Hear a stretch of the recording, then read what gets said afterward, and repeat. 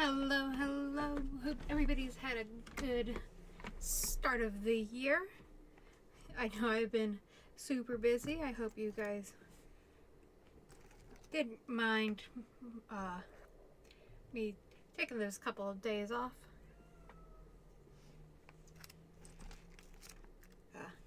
I did post those speed paints as a little bit of an apology for you guys.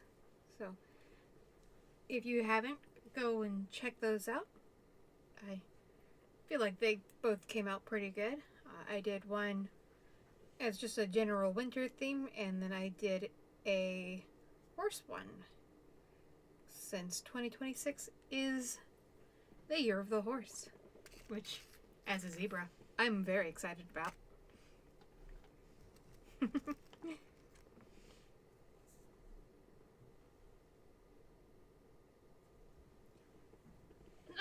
Oh, you're sick this year? Well, it's just started. Hopefully the rest of it will get better. Yeah. So we can cast our minds back to previous years. Back to the far off year of the 1990s. We're going to be starting with season 2, episode 5. Again, I cherry picked these episodes just based off of title of the episodes. So hopefully... No, I don't want everybody to be sick. That's no fun. But let's see.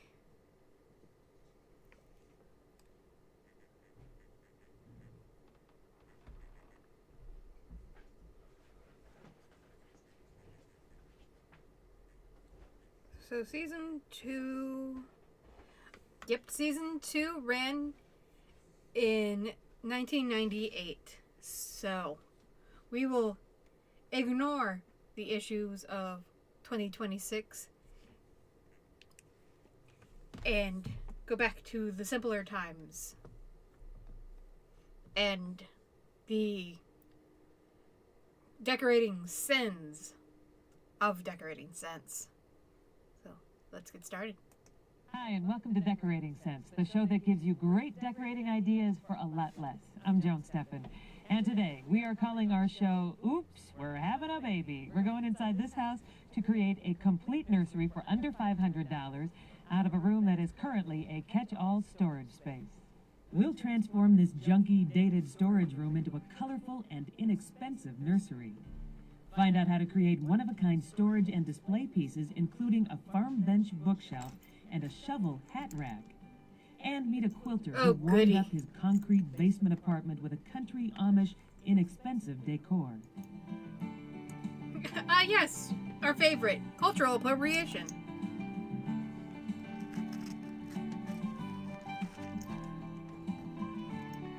Starting off strong.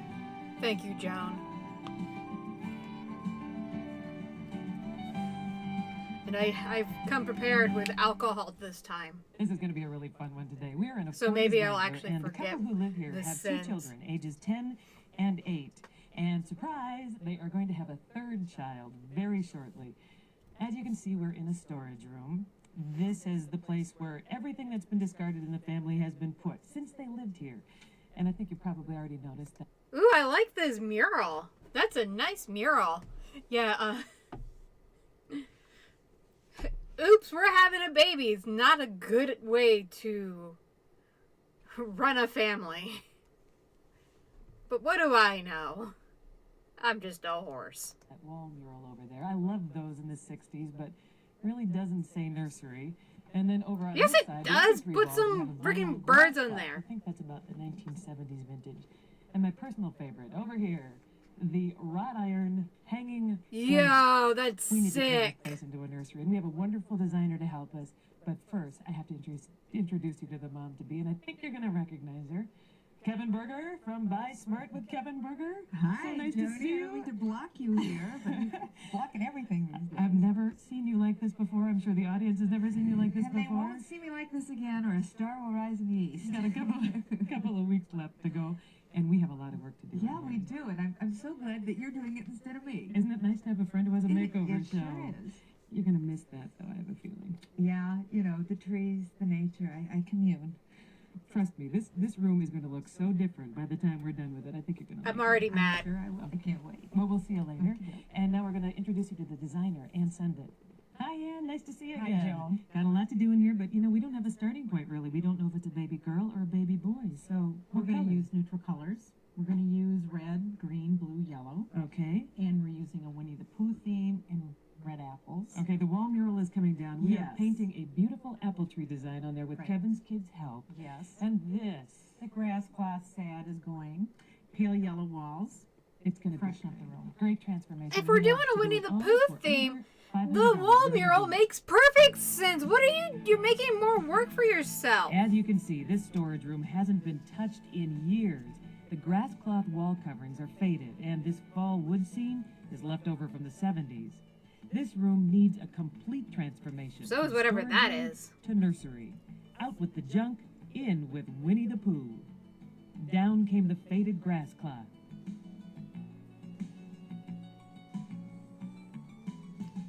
Yeah, that needed to go.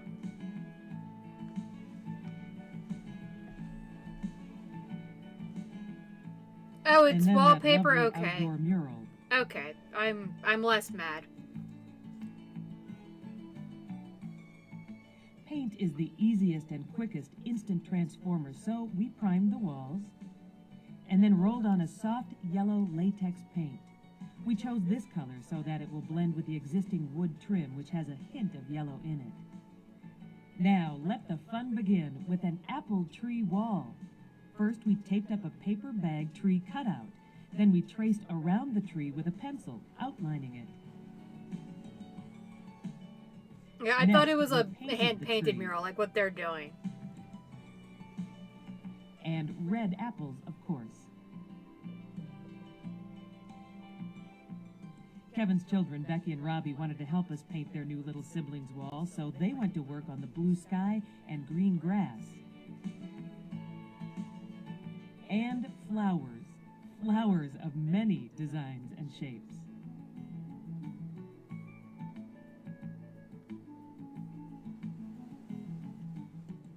Robbie and Becky did a good job on that, don't you think? Darling little flowers along Their in little here. sister and brother are gonna love that. But right now, what are we doing there? Well, what we've done is we've made we've put some usefulness into these little apples we've painted using little self-adhesive hooks. And all I've done is stuck those up. And you let Oh, them that's- dry for that's a couple kind of clever. hours, and they're on for good. And And you then can hang little things on there, little clothes, There'll be whatever. plenty of stuff to hang on there in a baby's Exactly. room. And this, we have to add that Winnie the Pooh theme now. Well, these are these really fun, Disney, easy to don't work with copyright me. self-adhesive stickers that you can just put Pooh and Piglet in the scene, and you just put them right in there. Repositionable if you don't get them on right. Very cute. I like that. That's easy. And speaking of easy, you come up with a great, easy idea for a wallpaper border using this new contact paper. The new contact paper, not the old stuff that's hard to work with. And all you do is just trace a shape. And I did this with a red apple. We're going to use them as a border print, and just put them up around the room and put some little green leaves. Let's do it. Okay, We that's arranged the cute. red contact paper apples around the 3 yellow walls. It'd be a creating pain in wall the border. ass, but it's And the cute. nice thing about this simple border is you can change it out easily if you tire of apples.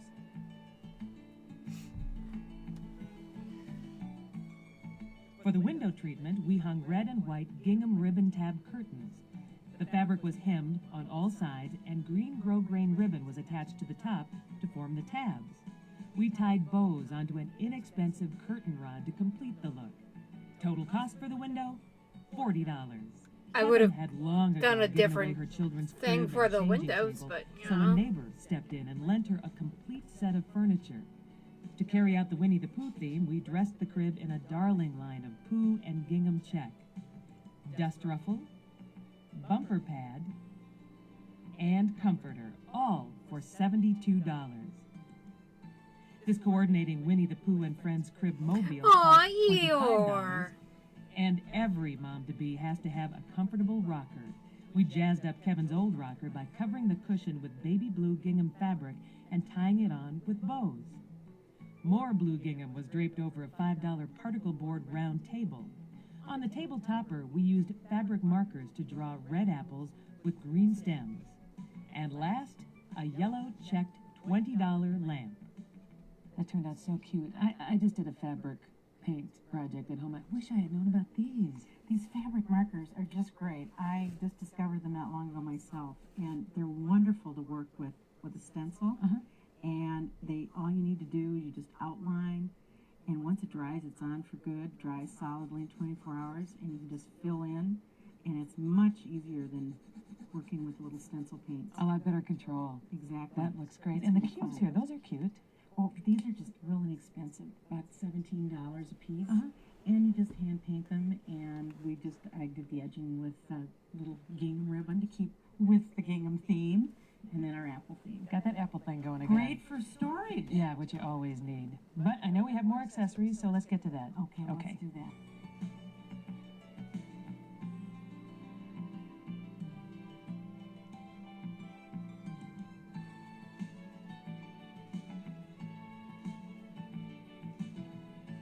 And this is almost unbelievable, the transformation in here from this forested glade into this beautiful nursery. It's great. And it's so bright and cheerful. Very clean and colorful and inexpensive. How much? $434. Under $500. Amazing. Let's see what the mom thinks. Ms. Berger? Yes. What do you think of the new room? I'm speechless. It rarely happens, but it has really been a transformation. This is a much better tree for a new baby than what we had in here. Best of luck. Well, and this has really been, I think, a lot of Oh, I fun for like- my kids, the ones Oh, that we it's cut already off in have, my stream. Hold on. that they were able to. I'm gonna adjust for a second.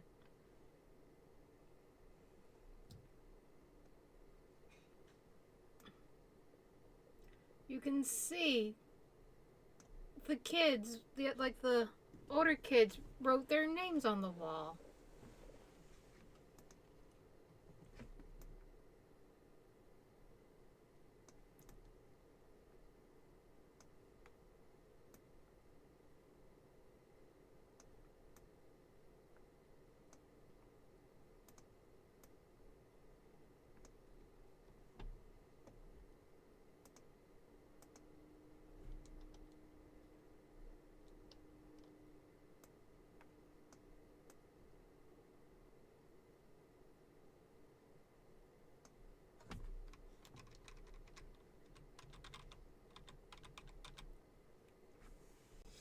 Yeah, this one isn't bad. It's hard to mess up a nursery. Participate in this. I know they've taken a lot of pride in it. They're very artistic. We thank you for letting us in here. Let's take one more look at that magical transformation from storage facility to great nursery. Yes, this extra room used to be a catch-all junk room. Since it was just used as storage, nothing had been done to it since the 70s. And then, along comes baby, and with it, a new nursery. This Winnie the Pooh theme is bright, colorful, and full of fun. And more importantly, it's Yeah, a I room like that a this child one. can grow with. Except for that, the windows are I bad. hope you'll stay with us because when we come back, we are turning trash to treasure.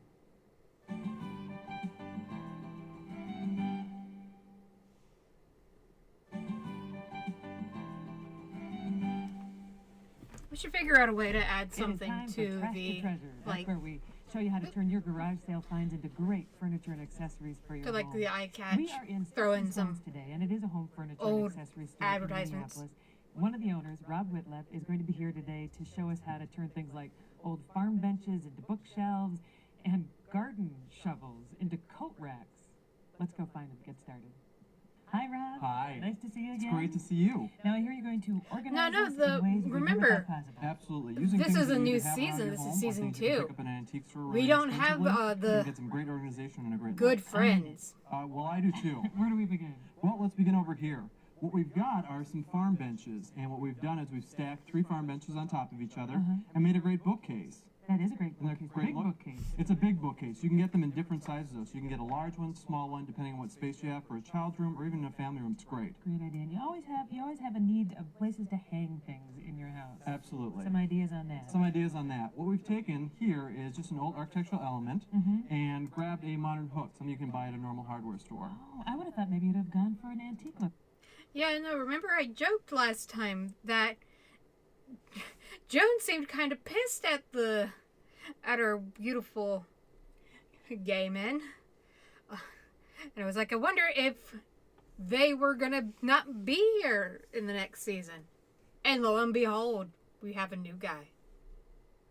But this works really well. Yeah, doing kind of a modern railroad look, just adding the small hook onto the bottom of the architectural element, you've got a great look. Yeah, a little eclectic there. A little eclectic I and real like clean. that. This is odd. Yeah, this is actually an old shoe form, which you can find at most antique stores. And you can find them either this size, which is an adult, or in the small child size. Adding a simple hook onto it, it's great for like a bathroom to hang white towels on, really clean and fresh. Yeah, and Sure. whatever kind of hook that you want on that. Absolutely, and they look great in multiples. That would be great. This is kind of an odd one too. I like this. There's so much personal history with something Yeah. like that. This is actually an old rolling pin. Now, these are something you Yes, can ruin find a all rolling around. pin. Most people don't use Good this idea. style rolling pin anymore. Right. So what you're going to do is just add a few hooks Nobody onto the bakes front, anymore. with a simple picture hanger hook on the back, and hang it on the wall.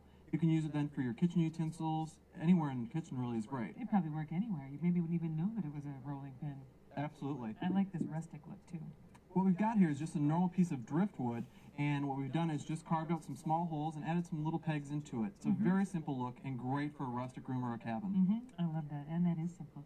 This I love. This is great. This is an old architectural element, and what you would do on this is by simply taking off the top pieces of gingerbread here, using them in another project, putting picture hanger hooks on the top, we would then spin the piece onto the wall and then hang hats or coats off the little spindles. It's so cute. You almost wouldn't want to hang something on there. You Yeah. don't want to hide it. It's And these great. have great colors, so this is a really good way to add color into any room. I like that. A couple more ideas back here. I love the garden shovel. That's how we bring in the garden shovel. The garden right? shovel is great, yeah. The garden shovel is something you can put like in a back entryway.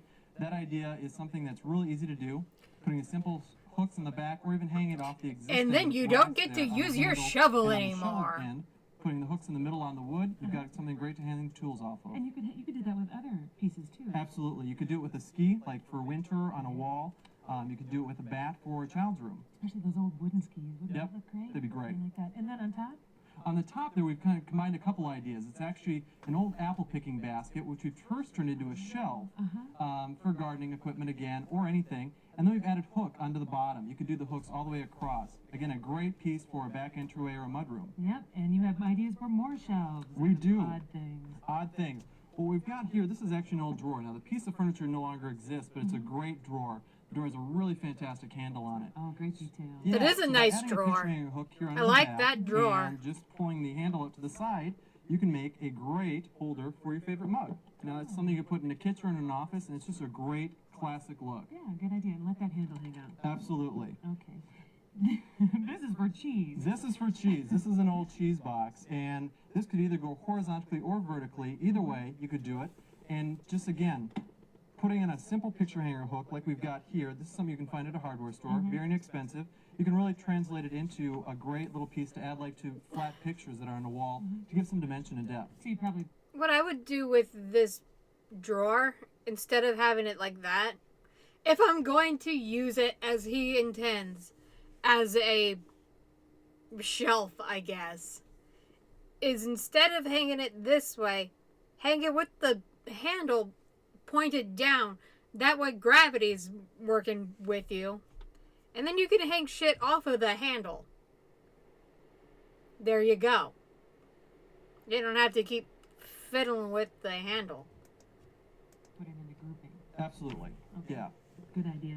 This has a lot of weight to it. This doesn't it? does. This is actually a great old clock case, but the clock is no longer on the interior. So what we've done is we've cleaned up all the rest of the interior, taken out the other pieces that were existing, and then by just opening it up, Put something fabulous inside that you Something want to display. great, yeah, like an heirloom piece, an heirloom picture frame, or a collectible. Then closing it up, you've got a great collectible shelf there. Yeah, and it looks like a memory you really have taken care of. Yeah, real classic piece.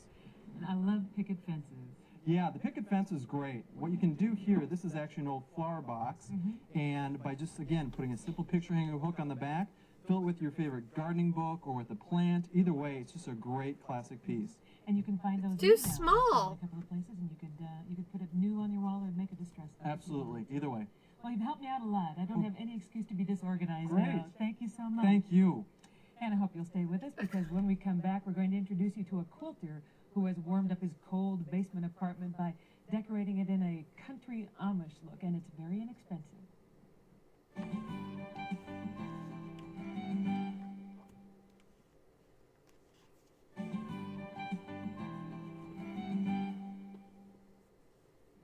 You are about to meet a creative man who has transformed his basement apartment into a cozy, inviting country Amish decor. He's a quilter, he's a carpenter, and an overall scrounger. You will be amazed at what he has done to transform that cold concrete space. Let's check in. This country Amish style apartment couldn't be more cozy and inviting.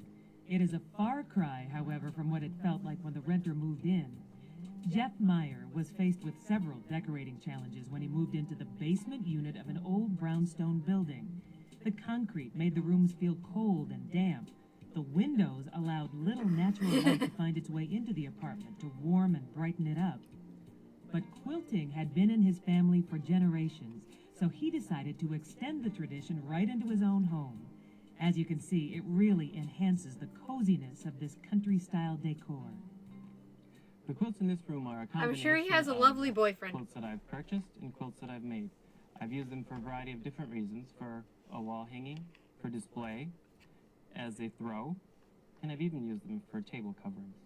The use of quilts on the walls lends a certain psychological warmth to the room and helps cover up the drab gray concrete. This aged shelf came from an old rotting Psychological laundry warmth. bench that was being discarded. Instead of an He cut actual the wood warmth. up and used it to make a new shelf. Jeff has also incorporated Amish antiques into his decorating scheme.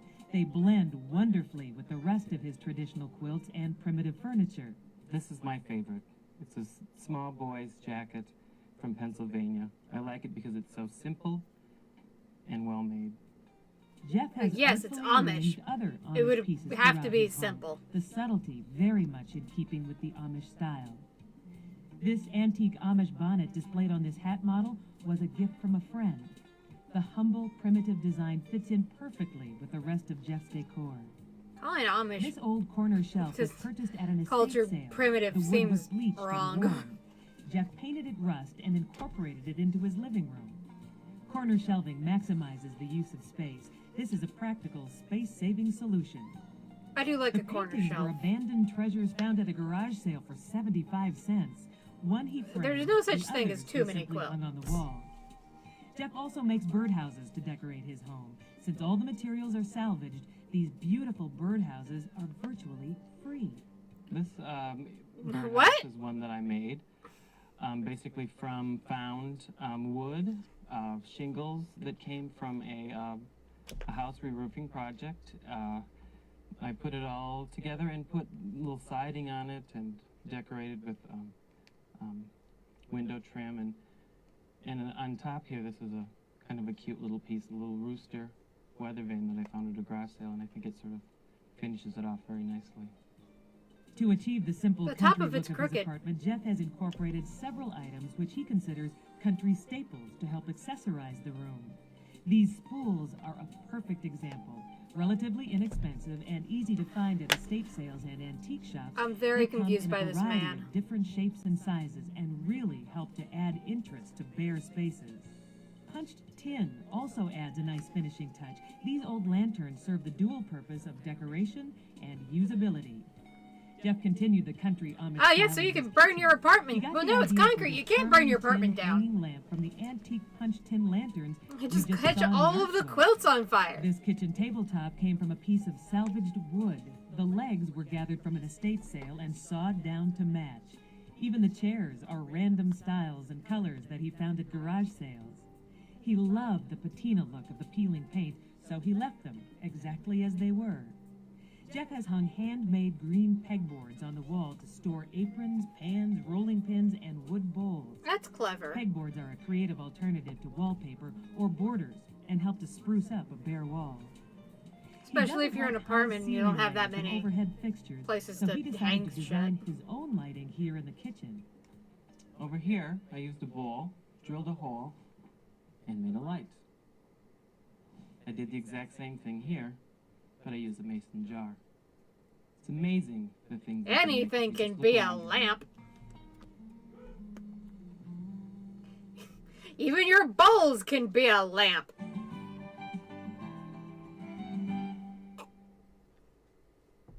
For questions or comments, please write to Decorating Sense. I have many questions. As always, I have many questions. With us. This is an interesting paint job.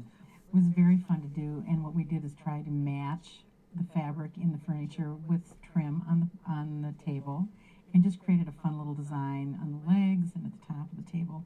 Kind of pull it all in, make it almost like a little piece of artwork. Right, it went from being a nice clean line table to something that really added some interest to the room. It's great. And And I that think way, if really you made a big want to difference change in the out your kitchen. furniture, Well, you're it's screwed. basically one of these dark kitchens, and instead of using new covered fronts and spending a lot of money for that, or also just painting the whole thing, we just did the covered doors, and it really lightened and brightened everything up, and very inexpensively. Yeah, and you really see the architecture, and much easier than doing the whole Oh, thing. anyone can do this. Yep, great transformations and a great job today. We had Thank you very fun. much. This was very fun to Yeah, do. yeah.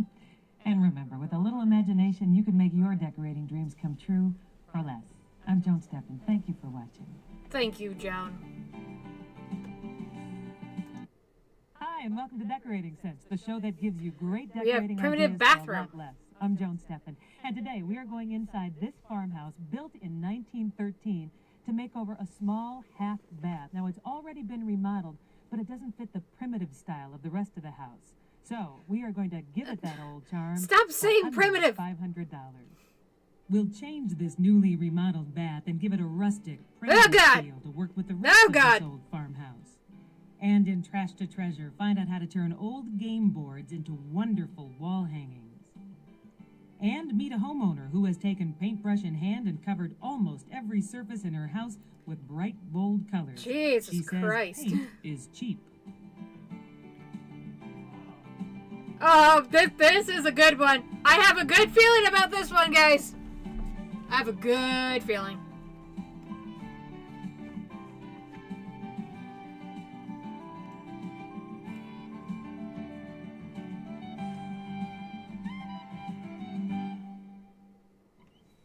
Today, we're in a farm home that was built at the turn of the century. And as you can see, this kitchen/living area is decorated in kind of a primitive, rustic style. And there's a reason for that. This room belongs to a family of 6, 4 children under the age of 10. The homeowner Oh told me my that gosh. she chose the primitive, rustic style because it works really well with an active family. And believe me, this is an active family. Now keep this style, this rustic style in mind as we move into the bathroom that we do just down the hall. We are going to try to recreate this. I'm room. very confused. I'm Okay, let's take a so look at this overwhelmed. bathroom Oh, here. The homeowners have already started to That's- remodel it, but it's a rough remodeling job right now.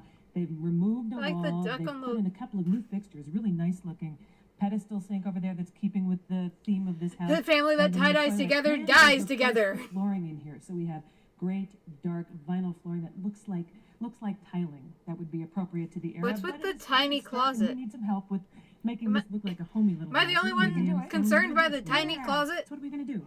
Well, we have got a blank slate in here, and I am liking what's going Like, on. look at that I love tiny the closet color next that to they the chose, and toilet. We're going to start with that as our, springboard for color. Okay. And they've got the vintage fixtures. Does- but is there a very light much a there? Problem. You've got What is 6 people happening in here? There's nothing for storage, and that's a huge issue. That's huge.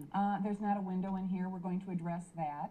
And as I said, not even a place to hang a towel. And, I've got something I want to show you. Isn't this great? I'm gonna get it Well, to I love half it. bath. This was found in the So, garage, and we no are going to shower, just do no a little work on this old bathtub, cabinet but- and make a very wonderful primitive linen cabinet, much in keeping with the era of the home, because they didn't have closets. They didn't have linen closets back then. Absolutely. So we're going to do a little paint job on this and on that to begin with? Yeah. Okay, sounds good. We're going to do it all for under $500. Let's get to work. Okay. Right now, we're working with a very raw space. This remodeled half bath has a new but old style toilet and pedestal sink. Using the colors in the floor covering, we'll create a rustic, primitive bathroom. To warm up this windowless room, we rolled on a soft yellow paint called Colonial Yellow. This color resembles a Dijon mustard and will cozy up the space. Yes, just what I always want my bathroom to be. Piss yellow.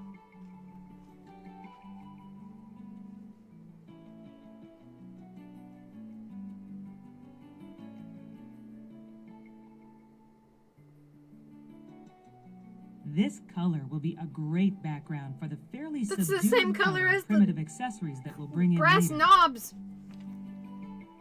Our first accessory is this large primitive cabinet we discovered in the homeowner's garage. This will serve as our linen cupboard.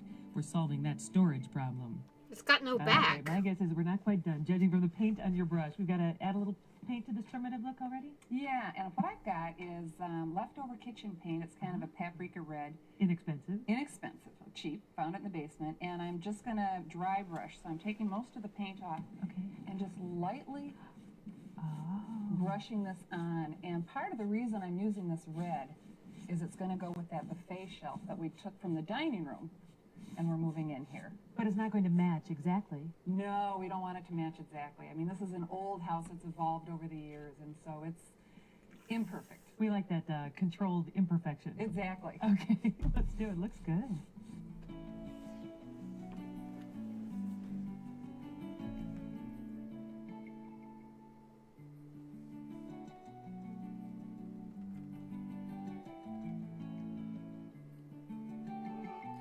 Yes, my murder cabinet.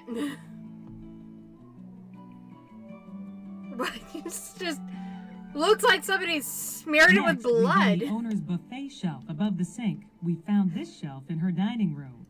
This will be Okay. used for storing items typically found in a medicine chest. Above the shelf, we added a $34 mirror.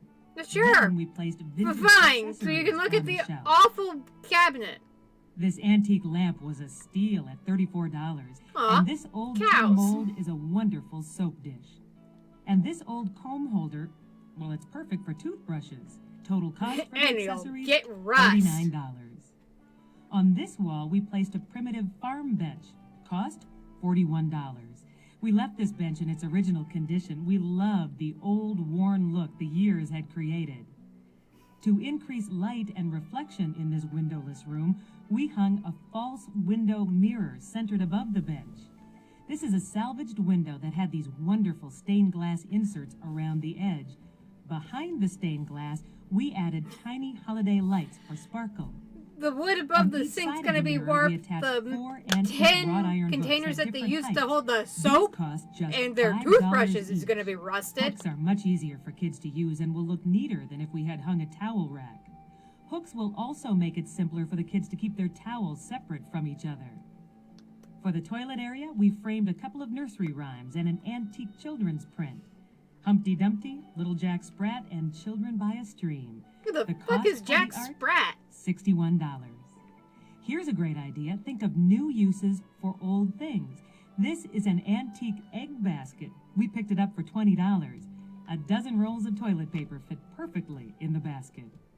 I love this. You are so good at finding old things and finding new uses for them. This is great. Well, this is a real heavy wooden toolbox, and I wouldn't want to lift it, but it works great for storing these towels. And I thought you were putting your linens in the 6 colors. awful for a cabinet. family, so you Good can keep idea. the laundry kind of straight. No arguments over who made that towel dirty. Exactly.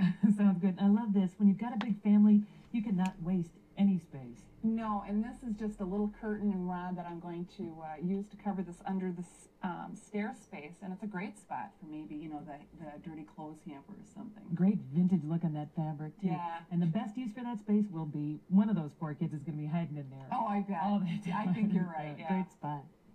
And this is perfect for the kids' magazine store. So it's just An old $10 milk box holds all kinds of reading material for the kids and parents. Our tool So you towel box stays remodeled- on the floor right here in the corner. you remodeled the room, but you kept that open space under the stairs. Just open. Why? On top of the linen cupboard, we arranged a variety of accessories. Did I put any linens in that Baskets to linen hold cupboard? diapers and shampoo, an old tin box that holds first aid supplies, and this free lamp. We rescued the base from the trash and added a new $9 shade. We spent $51 to dress up the cupboard. And last, the authentic finishing touch, a colorful braided rug. I absolutely Set love a- what you've an done here. diagonal. It looks so good with So the rest of the that house now, taking a really stark room it and doesn't turning it into such a fit pretty, anything. great rustic feeling place. I know, I do like it, yeah. And I like the nursery rhymes. I think that's a nice touch. Well, you know, the fact is, I mean, there's a lot of kids here, and a lot of reading goes on in these rooms. Yeah, I suppose you can look at it that way. Yeah. Some people call it the We library. created a library for the family. Yes, a lot of 504. reading Went over to happens. Chad. Just a titch. It was worth it. It looks great. Thanks. Yeah, let's take a look at everything we've accomplished in our reading room. Yes. As you can see, we are working with a raw space. Newly remodeled, this half bath isn't in keeping with the primitive feel the rest of the house has, and we had to address the storage and light problem. Now it's authentic. It feels turn of the century. The look is feels rustic and primitive. Insane. And we solved the storage and light problems with our choice of colors, design, and accessories. You still haven't opened up the cabinet to prove that you put linens in Yeah, there. It's time to go to Trash to Treasure, but I couldn't go without introducing you to the 4 kids who are going to be living in this bathroom part-time. We have Ryan, we have Mitchell, this little one here is Phoebe. Say hi, Dog. Phoebe. And that's Harriet, the dog down there. Hi, Harriet. Love Harriet. Harriet's the only one. Mike, apparently he's already discovered the hiding place. You like that back there? Yeah. All right. You like the bathroom? Yeah. We do. It's pretty cool. Can I wash my hands? Later. Can you help me out, though? Can you What? guys stay with us? We'll be right back. Stay with us and we'll be right back. We will.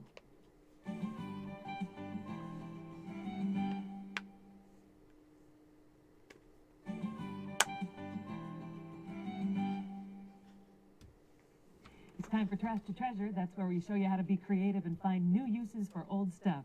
And today we're in Sticks and Stones, a home furniture and accessory store in Minneapolis. And the owner, Rob Whitleff, has some great ideas on how to Save turn us, Rob. old game boards into wonderful Save wall us. hangings and an old sled into a coffee table. Hi, Rob. Hi, how you nice doing? To see you again. I'm doing fine. Good. I'm excited about this. I love coming up with new things to hang on the wall. Absolutely. What we're going to do is kind of create some things that could go in a den or in a family room or really almost anywhere. What we're using is some old game board pieces. Fun. We've got here is a great old cribbage board, but what we've done is just added a simple hanger onto the back.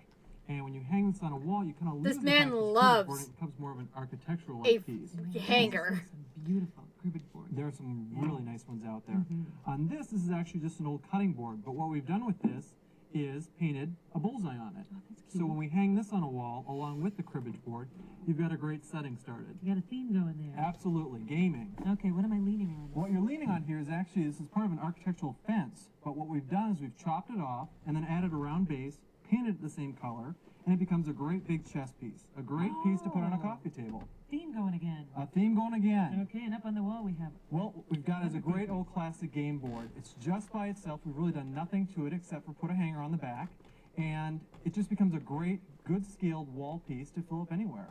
I've also seen a great old chessboard that's been matted and framed. Looked really That would be nice. great. Yeah, anything like that. What we're going to move on to now is we're just going to create a guest book. Okay. Simply what we've done Terrifying. is taken a piece of sheet music, and what we've done is added it just to a simple spiral-bound notebook. Oh, simple. Very Okay. easy to do. And we're going to create another one here. What we're going to do is grab our basic spiral-bound notebook. Okay. What we've got here is a great old scrapbook cover, but there's only 2 pages in it, so it's not very useful as a scrapbook. So we're going to create this into a guest book. Well, if you don't have many guests coming over. That's true. Okay, am I doing this? Take the spray adhesive and just spray it onto the front. Okay, watch out. There you go. Definitely don't do that in a well-ventilated area. And lay the scrap right inside of here to make this. Press it down. Okay. We're going to flip this over. More spraying? Spray the backside. I can do this. Very easy to do. Press this down here. Why wouldn't you And what we're trim gonna the do is just cut pages the size. So on this first? one, we're just going to cut and get the basic outline here, and you've got your great cabin guest book. That'd be great. That would be wonderful for a cabin. wouldn't Very it? easy to do. Okay, are we? Oh, what are we doing here? What we're doing here is we've got just a magazine. Everyone loves magazines. I love magazines. But I always look and find ideas, but I don't know how to mark them. So what we're doing is we're taking a simple old flashcard here from a school, and it's got a great word on it. It makes a great piece. You just simply put it right inside the book, close it up, and you've got a great marker there for your ideas. Or, And you it'll fit on the know, coffee table too. It's better than just a little use blank a piece of paper. bookmark. A little box of those old flashcards sitting around. Yeah, and they're great. You can find them at an antique store, and they're relatively inexpensive. No, you're not going to make me slide Or on that just thing. I'm use not gonna a make you slide. bookmark. Old sleds make great coffee tables. Really? They come in a variety of sizes. They come in great wood finishes. This one here is real dark wood, but you can get them in pine, a variety of paints too. And what you're going to do is just simply find one that's scaled to your sofa. You'll find one that's either higher or lower and works with what you're doing. And it just makes a really fun coffee table piece. You can throw your magazines on it, coffee table books, anything you want. Especially in a cabin, as we were talking before. Absolutely. It's a very easy thing to do and very inexpensive. Most of these sleighs are under $100. Oh, really?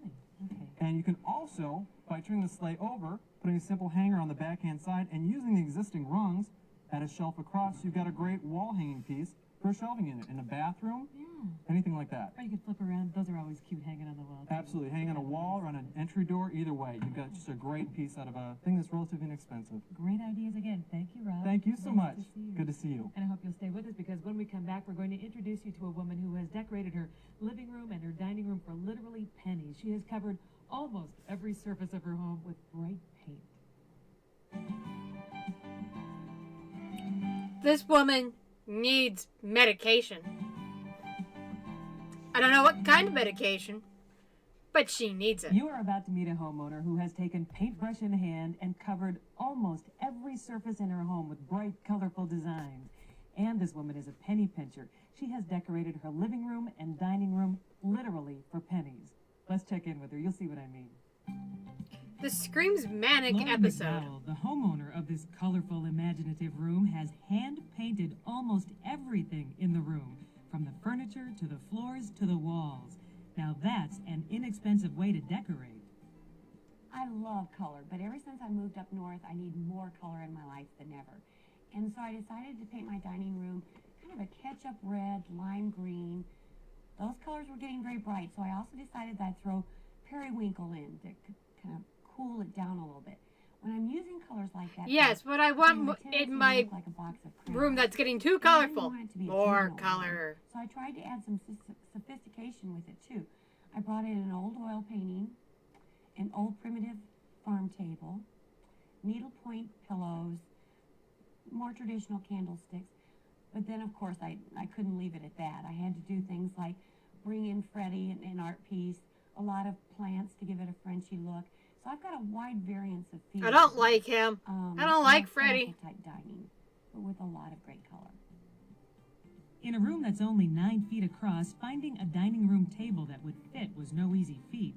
This antique 1840s pine table was made from 2 separate pieces of furniture. The periwinkle base is from an old farm trestle table, and the top originally crowned an antique English table. Even the floor failed to escape Lori and her paintbrush. This is an old wood floor that was badly stained. And besides, I wanted an excuse to paint it anyway. So I painted it what I consider a beautiful periwinkle. It was badly stained, so I covered it with But I didn't want to periwinkle cover up my beautiful paint. periwinkle floor too much. So I put it in a instead diamond of shape. being a sane person Plenty of and just room. staining it. Lori has painted the design from the wall border onto each one of these chairs, and no, they are not supposed to be paw prints. They're abstract flowers. But in this room, let your imagination run wild. We're using a Sure. lot of lampshades on Flowers. chandeliers these days, and these are 2 fun different patterns.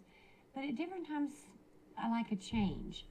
I don't like quite all of the fuss of these cute little lampshades, but I do want something up there that doesn't leave me with just a bare bulb. So I went out to my studio and I came up with a wire shade with some little gems that are applied to it that give me color and design, but a more contemporary look in the shade. Yeah, this Meaningful woman has settings and manic color episodes. Cover this faux fireplace, which serves the dual purposes of much-needed tabletop space and cozy, playful decoration. But because she's artistic, Over in it's the opposite okay. corner of the room from the fireplace, the bright colors of this hutch fill up the space in the corner. The knobs have been decorated with the same wire and beads used on the chandelier shades. The wacky, imaginative style in the dining room doesn't stop there. Does this room say Lori or what? This is our living room, and I think this is the more neutral room in the Ah! house. You may not agree. Ah! To me, neutral is we've got beige like the earth, we've got green like the trees, we've got wine, we've got grapes. all Evil these things like child! the earth.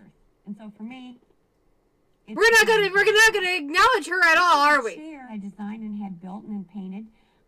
It's a fun chair to sit in, but in this small house, I've got to have a lot of storage place. So I've also created a little box in here. Can you tell that Lori designed this coffee table as well? Covered in bright primary colors and smiling red lips, the table makes a fun statement Jesus in the room. Christ. Lori has kept the window treatment simple.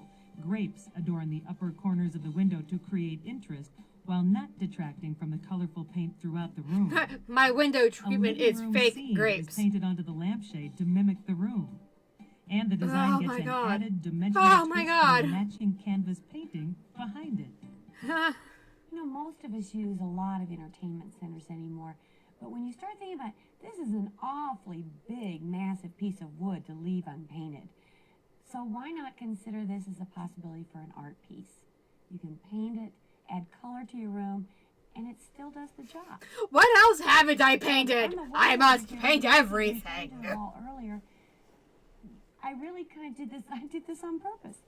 I initially had painted a mint green, but I wanted a very rustic look. So instead of sponging or rag rolling, I did a very rough dry brush effect to give it a very rustic look with the rest of my earthy colors. I feel bad So more for than whoever anything, I bought think this if house you can before. just get That brave child is and me. have fun with it. Pick up your paintbrush and color Me it out. too, kid. Me too. Oh my God. I need a drink. For questions or comments, please write to Decorating Sense in care of HGTV, Box 50970, I have. Knoxville, Tennessee 37950. And be sure to 50. And be sure to include the episode number and your daytime phone number. I have too many questions. We're back in our fabulous Also, what was bathroom makeover with designer most Nancy Owens, importantly agreed to being, share what was his she favorite on? secrets Can with I us have about some? Another bathroom in here. We're mixing a lot of patterns there, aren't we? A whole lot of patterns, but one of the things with the pattern is continuity of color. And what I think is really interesting is we talk about the reading room, and this bathroom has got this great wallpaper border, this library border, used not only at the ceiling, but then repeated again a little bit above chair rail height. And all of these patterns work together. The pattern down here, there's two different fabric patterns, because you've got the similar colors, you know, the hunter green, the burgundy, the creams. So really, you can mix a lot of pattern and get a lot of depth. All in I this can room just see by is the keeping colors fuck uniform. ass It's original cabinet in the underneath background. chandelier in my bathroom. Yeah, I know. Thanks again for everything today. It was a lot of Thanks. fun. And remember, with a little imagination, you can make your decorating dreams come true for less. I'm Joan Steffen. Thank you for watching. Oh my God.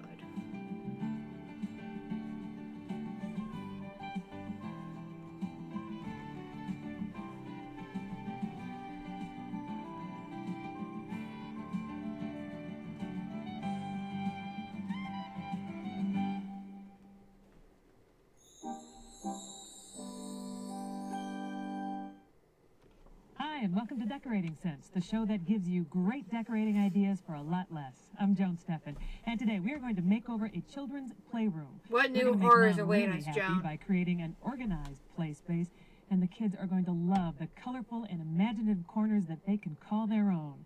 And we're going to do it all for under $500. That's right, we'll turn a kid's playroom, which currently is unorganized and confusing, into a dream come true for children. And in Trash to Treasure, find out how to create one-of-a-kind birdhouses with old license plates, cigar boxes, and books. Plus, meet a homeowner who decorated her Italian Renaissance-style home with large-scale furniture and accessories and hand-painted murals. God, that house looks cozy.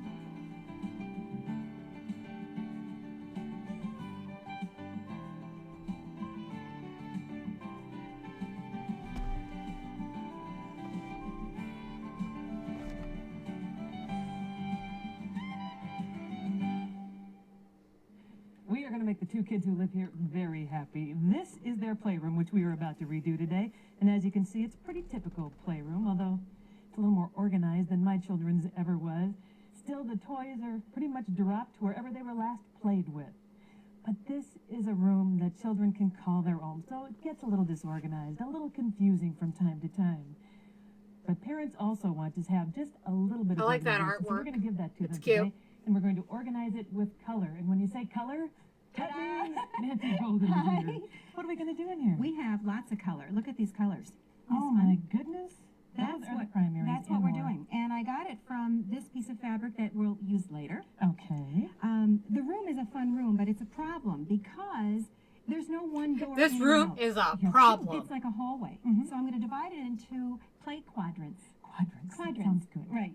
I'm going to define them by color, but there's going to be a dancing one, Okay. a dress-up one, art, reading and theater, storage, and a kitchen one. That's more than quadrants, I know. but that's I okay. can't And the great angles in here, they'll This be is a fun. fun space. What I love about the room is that this wall ends at 4 feet 10 inches.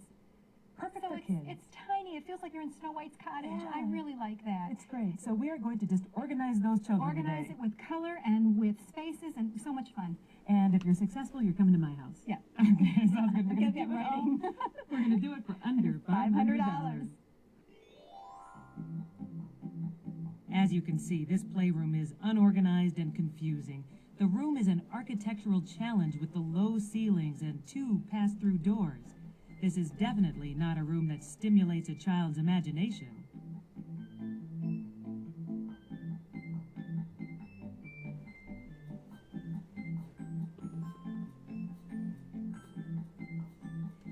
So we went to work with our paint. As we said, color will define the play areas. 4 different colors. Black-eyed Susan yellow for the storage area.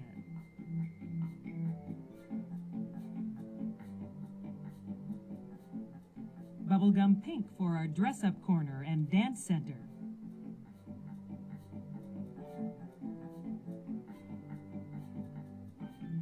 Green glory for the theater reading corner.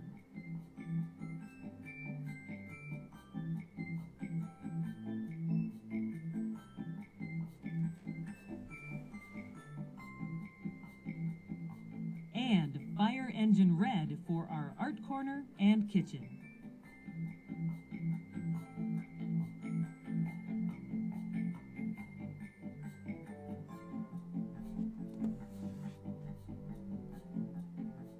Now we're on the yellow side of the room, so that must mean we're in the storage area. Okay. I love these bins. Aren't Really these cute?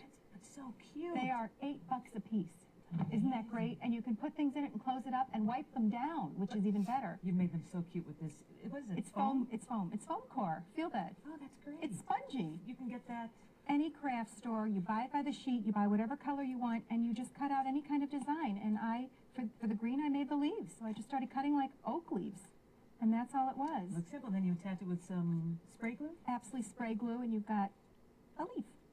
Kind of. Kind There of. it is. It works for me. It's adorable. And the shelves. You can never have enough shelves in a kid's space. And these Isn't are so this cool. cute? Yeah. These are just 90-degree angles of wood. And when I hang them on the wall, instead of hanging them straight, normal, I'm going to hang them like a check mark.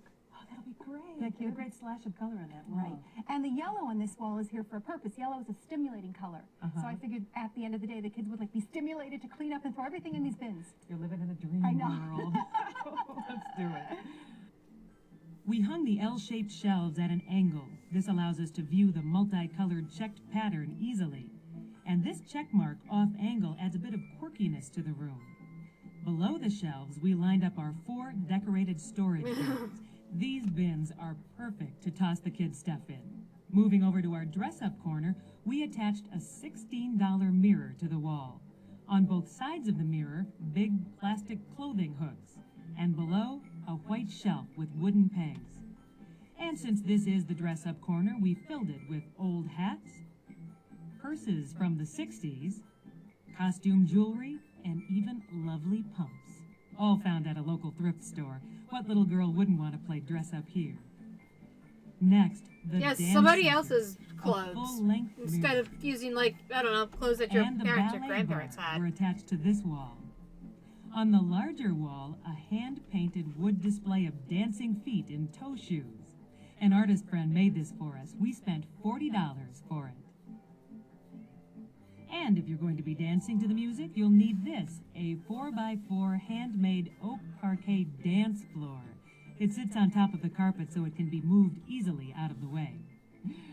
Nancy and I are already having fun in the theater and reading corner. I love this area. Isn't this cute? This is just an inexpensive nylon shower curtain that I had cut down, and I have it on a tension rod, and so the kids can have privacy like they're in a fort. Absolutely. But the mom can look over and see what's going on. So That's perfect. it's perfect. And the leftovers go up there over Right, the... the balance. Let's show everybody else what we... Look at this. I Isn't know, this isn't this great? cute? This is Yo, a- I want one of this is a those. Sky chair, it's called. It's all handmade. The wood is, the seat is all hand sewn out of very, very strong canvas. Nothing can happen to this. It can stay inside or outside and hold any weight. Oh, that was a challenge. Was that a challenge? Okay, I've got to try this. I would have That's what loved they this as a promised. kid. Isn't this cute? Are you sure? Yeah, well, this is the children's size. It comes in adult size. Okay, then you Well, I'm sit there, in. you read, you have a little lap robe, you have a little book. Thank you very much. Would you like a drink? But now that I'm in, I can't get out, so you go do the art corner. Okay. Our artist friend, Jennifer Ezralab, created this large wood cutout of a painter's palette. These three-dimensional paint squirts were made with foam insulation and painted with bright expanding acrylic foam. colors. That's fun. Cost $35 for this one-of-a-kind wall art. You remember this easel? The girls already had this, so we moved it into place. Last, this inexpensive bulletin board is a great place to display the children's art. Our art corner is complete. Because the color red is an appetite stimulant, we set up the kitchen cooking area over here against the second red wall. The girls' play kitchen was brought back in, along with their table and chairs. If you want to stimulate creativity, paint the walls red. You know, I wish I was 6 again for a number of reasons, but most of all because I'd love to play in this room. Isn't this great? It turned out so wonderful. We have all the decorating quadrants all set up. We've organized them. Right, the kitchen area with the red wall to Great. stimulate your appetite. The yellow wall for storage and for organization. Pink for femininity. Say that 3 times. And dancing. And dancing. Green for nice, quiet reading area. And then back to red for art and for creativity. And you came in under budget. I'm Under so budget. proud of you. Thank you. How much did we spend? $4.98. Congratulations. I wonder if they still make Thank sky you. chairs. Let's take a look back at everything we've done in here. This playroom was unorganized and it didn't stimulate creative child's play. The white walls and toys scattered about created a confusing room for little minds. They do! Chat. Chat, I want a sky chair. If I make a throne, will somebody donate to get me a sky chair? Now, this children's playroom is bright, colorful, and best of all, organized. The room is divided up into quadrants, different areas for different play. This is now a room that stimulates a young child's imagination. It allows them to be as creative as their little minds want them to be. It is truly a dream come true for any child. I have 2 very excited girls here. They are the new owners of this wonderful playroom. What do you think? This is Alyssa, and this is Paige. What do you think, Alyssa? Do you love your new playroom? I think that's a yes. Anyway, while they're enjoying their playroom, you stay tuned. We've got Trash to Treasure coming up.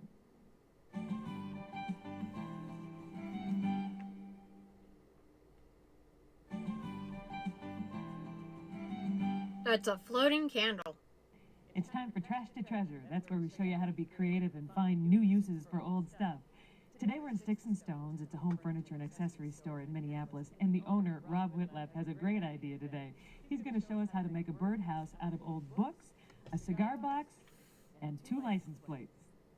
Hi, Rob. Hi. Great to see And you. a Great to see you partridge again. in You're a gonna have to pear explain this birdhouse tree. concept to me. Well, what we're going to do is we're going to take some simple birdhouse frames, but personalize them by adding some elements that really make them unique. Oh, okay. What we're going to start with here is what we've done on this one. We've already finished it up.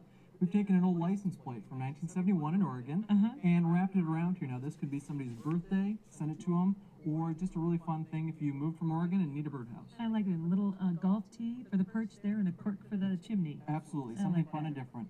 On here, what we've done I is don't taken think off the they old roof on this are one, which was worried very about bland. birdhouses in And the what we're gonna do, Fallout we're gonna add a universe, simple cigar but box you that gotta we put cut their up nose line. and made it into 2 portions. Of So course. we hammer this right in here. And I get to hammer it. You get to hammer it. Okay, you hold it still for me there. Don't hit his thumb. This one Okay. too? Yep, You little trust tap. me with that? I do. Okay. Great. And then by adding the other side in, when we hammer that on, we've got a great, unique birdhouse. This would be something for somebody who smokes cigars. It'd be a really fun piece. As long as you probably don't want the bird to smoke. But Absolutely. okay. You can also do the same idea with a great old book or something that's really special and personal. Yeah. Taking the book, you simply open it up and set it on the top. Again, hammering the sides Roll in. it down. You've got a great, unique birdhouse. And with a But vintage wouldn't book, that that'd be great. Absolutely. Rod? If you had a child that had a favorite Like, story, it'd be fun to use. It would Yeah. be an Okay, I like the inside floating candle birdhouse. thing, The too. floating candle, what we've done here is taken a muffin tin from the kitchen and something that everyone probably has and just created a floating candle with it. Just fill the little holes up with water and put the candles in and you are all set. And it's great for a centerpiece because you're not talking around candles. It's a nice great centerpiece and low- it gives low you a light. lot of light. You can also do the same thing with a simple votive just by placing the votive in there. You don't even have to use the floating candles. I like the floating candles. I do too. You can also use old molds. Basically, again, the same thing for an individual votive. Just place that in there and set it on the table. I like that.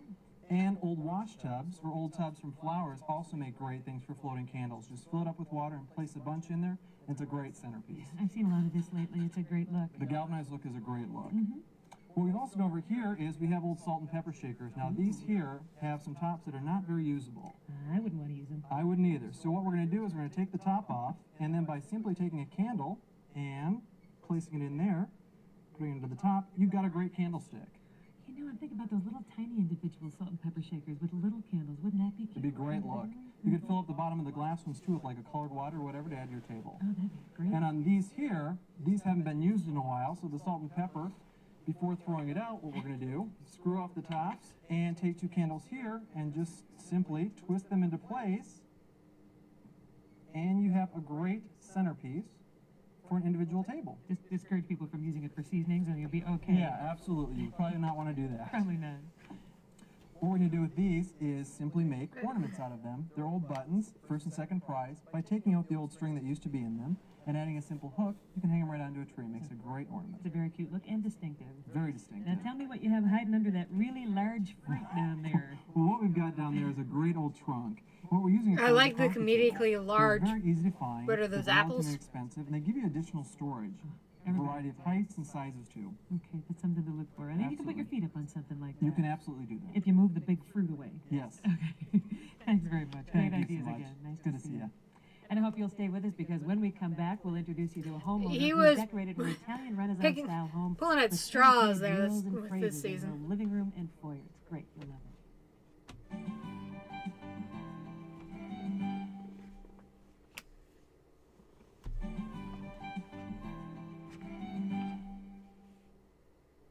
We're about to meet a very creative homeowner who has decorated her living room and foyer in an Italian Renaissance style to match the construction of her house. It's an interesting mix of hand-painted murals and large-scale furniture and accessories. Let's check in with her.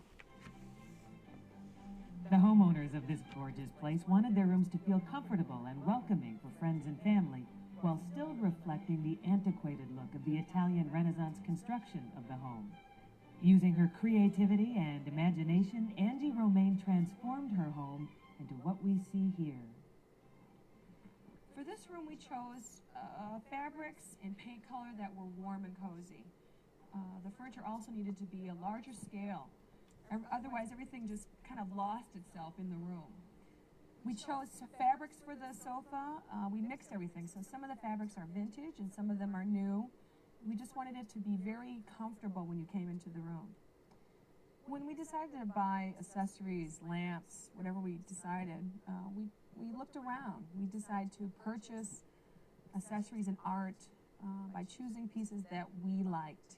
And We bought stuff that we liked. Spanish girl. Didn't want to buy saw stuff that this we in an old hated. junk shop in a corner and left and thought about it. Went back 2 weeks later because she was on my mind. And we purchased her. And it really doesn't go with the room. It's nothing that you would expect to see. And we love it. We love it here and people that come to visit love it. This painting is another one of Angie's inexpensive finds, which she purchased for only $15 at a junk shop. Propped up on the mantle, it melds with the eclectic mix of artwork in the room wonderfully. The high ceilings and grand spaces of the room make The only thing large-scale that's pieces weird of in that is accessory the of mud. frickin' Most people would think the enormous windmill belongs outside, but Angie envisioned it in her living room. Why would you instead. want that in your living room, Angie? It adds height to the corner, plus it's a great conversation piece. The Sure. goal is to keep Most of the things conversation would start with, why unexpected the throughout fuck is there a It's a windmill fun in your decorating idea, and by using living room? trash But covers okay. and treasures, it can be quite inexpensive. This coffee table was originally an old door. The hinges were kept on to keep its character. Here's something else unexpected. In this part of the room, what we've done is we have taken a chair and we've turned it so that it is actually facing out. We have such a great view here. It's not a usual thing. That you usually wouldn't turn a chair facing out, which then leaves the back facing the center part of the room. But the chair has such a great shape that it looks fine, and it's a cozy little area, and it's nice to be able to look out and enjoy the view. As you can see, imagination and creativity are Angie's most effective decorating tools. None of the pieces match in a traditional sense, but look at how well they work when mixed together. One whole wall is taken up with this huge art poster. It may look old and priceless now, but when Angie purchased it, it was shiny and new. Wanting more of an antique look, she had the bright colors treated with chemicals to create the faded, aged look it has now. Even the ceiling space is used. This dangling chandelier adds another layer to the room. A pulley was attached to make it easy to raise or lower. Angie created a European look in the foyer as well. This was actually the first room that we did. It was important for us to have this room stand out, have some character. There's really no place to put a small table or an interesting chair. No accessories here. So what we did was we made it interesting by paint. And what we I did like was the we wanted to warm it detail up. on the When we bottom of the first, wall. Moved in, the walls in here, everything was white except for the checker. Oh, they did a good job. Original. That's So we wanted to warm it nice. up, and we have chosen some old Italian little scripts and words. The house is an Italian Renaissance home, so the word that we chose for around the door is speranza, which means hope in Italian. And the stencil here along the base of the wall is actually the same line as the iron gate has on the door. That's nice. I like that. Here is, along with not being Putting a able to giant word above put your any door is stupid, art but in sure. the room, we wanted to add some color. So what we did was we purchased an old outdoor cast iron urn. And to add color and to add some depth into the room, besides having the vine on the ceiling, is we've done an arrangement with bright colors and the colors that will actually flow into the living room. This multi-candle sconce was found at a rummage store for only $25. It is elegant in its simplicity and doesn't detract from the hand painting. And we just threw Painted some phrases were continued old throughout ass other candles areas on of the there. house as well. And what we've done here in the living room is we've added phrases, as we did over the door in the foyer. We've added a phrase above a few of the different areas in the house. And this one says, one who enters as a friend leaves his family. And we just really want people that come and visit, family, friends, to feel comfortable and warm and have an This woman is not interesting Italian at atmosphere. all. Yeah. So that feels a little weird.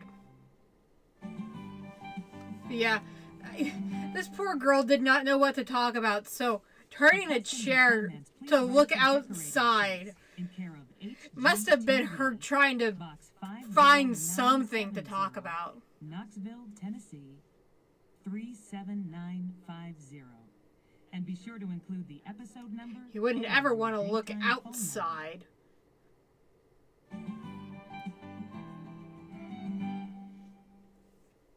We're back with the wonderful Nancy Golden, but she's not going to share her design secrets today. We're going to talk a little bit more about the artist who brought us the great ballerinas and the artist palette over there. Jennifer Ezralov. Yeah, She's a young mother who paints on the side, and she does all these wonderful, wonderful things. I hope you can tell from the picture that this is a soft sculpture chair, and it's been attached to the wall. And then what Jennifer did was draw a whole scene around this soft sculpture. Another chair and some plants, and then a faux window. Isn't that cute? And then threw in a big throw rug. It's so darling. Creates so much impact for almost no money. Really no money. And then this is a little girl's room, and all these stripes were faux finished, so it's not wallpaper. And then above that are stars and moons, and then there was custom draperies that she made that with little one's up. cute. And then down here, this to me is so adorable. I don't know what These she are means by cutouts soft for the sculpture. hardware, for all the pulls. And there's cutout cows and moons and stars. Isn't that adorable? That is That's a lot of great. work. So she's very talented. These are some wonderful ideas. Wonderful ideas. Yeah. And thank you for your great ideas today. They were good, weren't they? You're so modest. I know. And remember, with just a little imagination, you can make your decorating dreams come true for less. I'm Joan Steffen. Thank you for watching.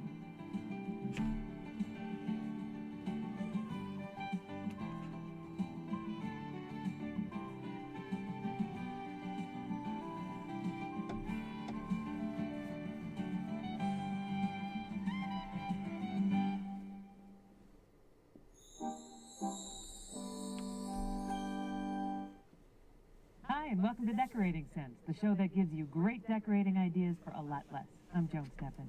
And today Let's we're see going how she inside this decorates for house her to solve bachelor's a pad. spatial problem.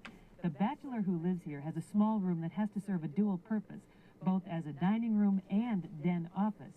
So we will take on that challenge and redo it for under $500.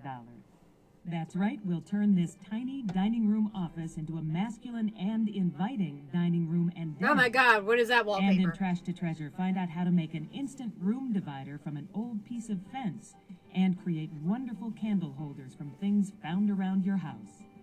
Plus, we'll give you tips on how to rearrange your living room to give it a fresh, new look without spending any money. Are they bringing that back? I like that from last season. Because those are people who actually know what the hell they're talking about.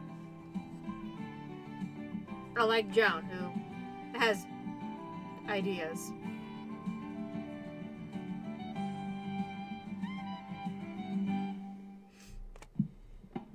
Today, we are in the home of a bachelor who recently bought this house. It was built back in 1913. Just like you, and as Chet. you look around, you can see it has some beautiful dark walnut woodwork in here. This is the room that we're going to redo today. And the problem in here is that it's a small room and it needs to serve a couple of purposes. It is both his office and his dining area when he entertains. It's kind of a mishmash right now. We've got the bookcases and we have a table in here and we have artwork and a desk pushed up against the wall here.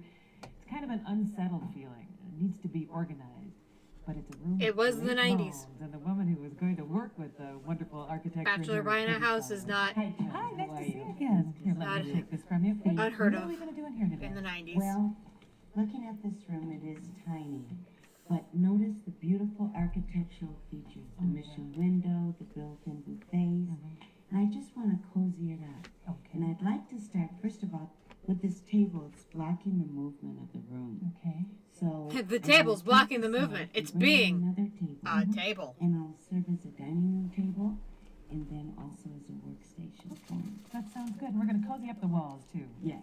What are we doing? With, well, wall covering, I'm going to just do wall covering inserts in these little panels. Okay. Do a paint technique and using 2 colors of paint. That'll make a big difference. But I noticed a big expanse down here that doesn't look Yeah. very good. The floor is a Yes, mess. not good. Yeah. I have carpet samples that I'm going to piece together using just a double-faced tape. Oh, really? So it's going to be fun to put a rug together. We're going to be making rugs today. Yes, we are. Okay, well, we've got a lot of work to do, and we're going to We're do it gonna all make a for rug under today, chat. $500. We're gonna That's make a exciting. rug.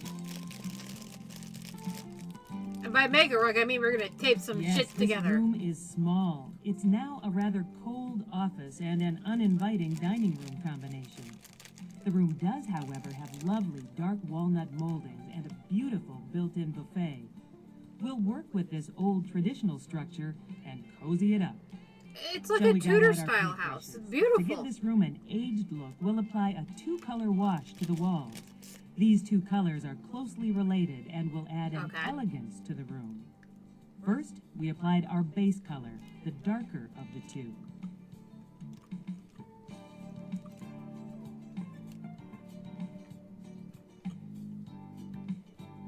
That's fine. Then we wash the walls with the lighter paint. This technique is very easy, but be sure to use your second color with a light touch. Too much color will spoil the effect. If the effect is too dark, remove some paint with a wet cloth until you have the desired effect you want. This faux technique certainly creates a dramatic effect. For the wall area underneath the molding, we'll add wallpaper inserts between each piece of wood. This wall covering has the entire room color scheme in it. Notice how the marble design in the paper mimics the faux paint technique we applied to the walls. So we cut the wallpaper into strips, the exact size of each block area. Then we booked it and applied it to the wall. The process was quick and easy. They didn't even cut it to... Okay, they cut it to fit. I don't know how to apply And this wallpaper. wall covering really I think holds wallpaper's this room stupid. together. To give this room a den feel, we installed bookshelves on the top half of this short wall. Then we filled the shelves with what else but books and an oil painting of the homeowners. Okay. Cost for the shelves? $20. Not mad at that. I say so far so good. I like the way this is shaping up. I do too. The walls make it really seem cozy in here. But the floors need help. Okay. So what we're going to do, we're going to make an area rug out of basically just rug samples. These are carpet samples. So how did you do that? Well, I went up to a showroom and I just asked them if they had any discontinued carpet samples. Sure enough, I found this pile. Did they charge you for them? $10. Ooh, well, that's not bad. It's not bad. So Okay. we have invested $60 in what would really cost us about $8. I went dumpster diving except for the fact that I paid for it. So now we have to figure out, well, basically, we're going to tape them together on the back. Yes. But first we have to figure out how this puzzle is going to fit together, right? Are you happy with how it looks right now? I really I want to see like- this one over here. Okay. I want to see All right, this let's toss this. come together This with one, that. the animals? No, I think Okay, that one. this one. All right, let's try it. Yeah, the fringe Yeah, goes on the the other fringe side. goes this way. All right, let's Remember that part. Fringe goes on the outside of the rug. There That we would be a go. good idea. You I know, like that, with this coming it together in fits. the It's middle. perfect. And the blue. And I like pulling the blue And this is into fine. the- Looks gorgeous. Okay, so we are saving probably I about guess. $700 doing this. Definitely. Let's do it. Definitely. So we flip the 6 sample rugs over, then using double-faced tape, we tape together all the seams. On top of the tape, we pressed a rubber rug pad to hold the rug in place and then cut it to fit. Then, voila! We love our $60 wool area rug. Next, we went to work on the windows. To soften the look, we hung cream sheer panels on the windows. This sheer fabric allows sunlight to filter into the room without totally blocking it out. In lieu of a valance, we crafted wood cornice boards wrapped in this contemporary tapestry fabric. This multicolored blend is durable and coordinates with Oh, the is it wrapped masculine in colors vomit? in the wall and rug. Total cost for the window treatments, $185. Like they zoomed it out and Remember it where blends the it with the desk wood, sat but before Jesus against Christ. this wall? Well, we moved it to the window wall for obvious reasons. If you need to take a break while working, how nice to look up and see the outdoors. Where the desk used to be, we'll place this wonderful antique mahogany Duncan Fife table. We got really excited when we spotted this fabulous drop leaf table and 4 chairs for only $130 at an antique store. Look at the great condition it's in. It's a nice The reason table. it's so perfect for this room is this. When it's not being used as a dining room table, it can sit here and not take up much space and serve as a buffet table. But when the guests arrive, the leaves go up and you have instant seating for 4. What happened to the green one? I like the green one. Take a look at the chairs that were sold with the table. At first, we thought we'd recover the chairs in another tapestry fabric to coordinate with the room. On second thought, we loved the calming effect the crushed gold velvet fabric created in the room. We felt that this solid gold fabric was a welcome relief from everything else we have going on in here. Yes, Well, everything all that's doesn't left need are to a be few more patterned. finishing touches, so let's accessorize.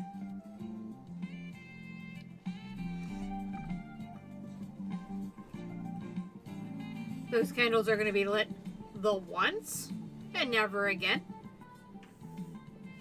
This is a completely different room. Don't you love it? I love it. It is so warm and inviting. Yeah. What's your favorite thing? Also, My favorite you is cannot the convince me that he's not just going to leave that table right the fuck where it's at right now. Oldness of the house. Yeah, it really is. You already know what my favorite thing All is, right. don't you? What is I'm it? standing on it. Oh. I just think that's such an inventive way to come up with a nice looking rug. I love that. So how much did we end up spending on this? $494. It looks great. Thank you. Well, we stand here and admire our work, but why don't we take you back to where we all began? Well, we began with a rather cold and uninviting room. The room didn't serve any purpose well. It was a so-so office and a so-so dining room.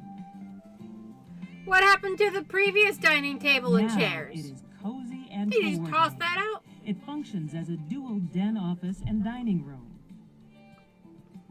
The feel is masculine and in keeping with the traditional nature of the room. What about blue striped wallpaper makes traditional? Stay with us because when we come back, we are turning trash to treasure. Learn how to give your table a creative candle glow. Oh, good, more candles. More candlesons with.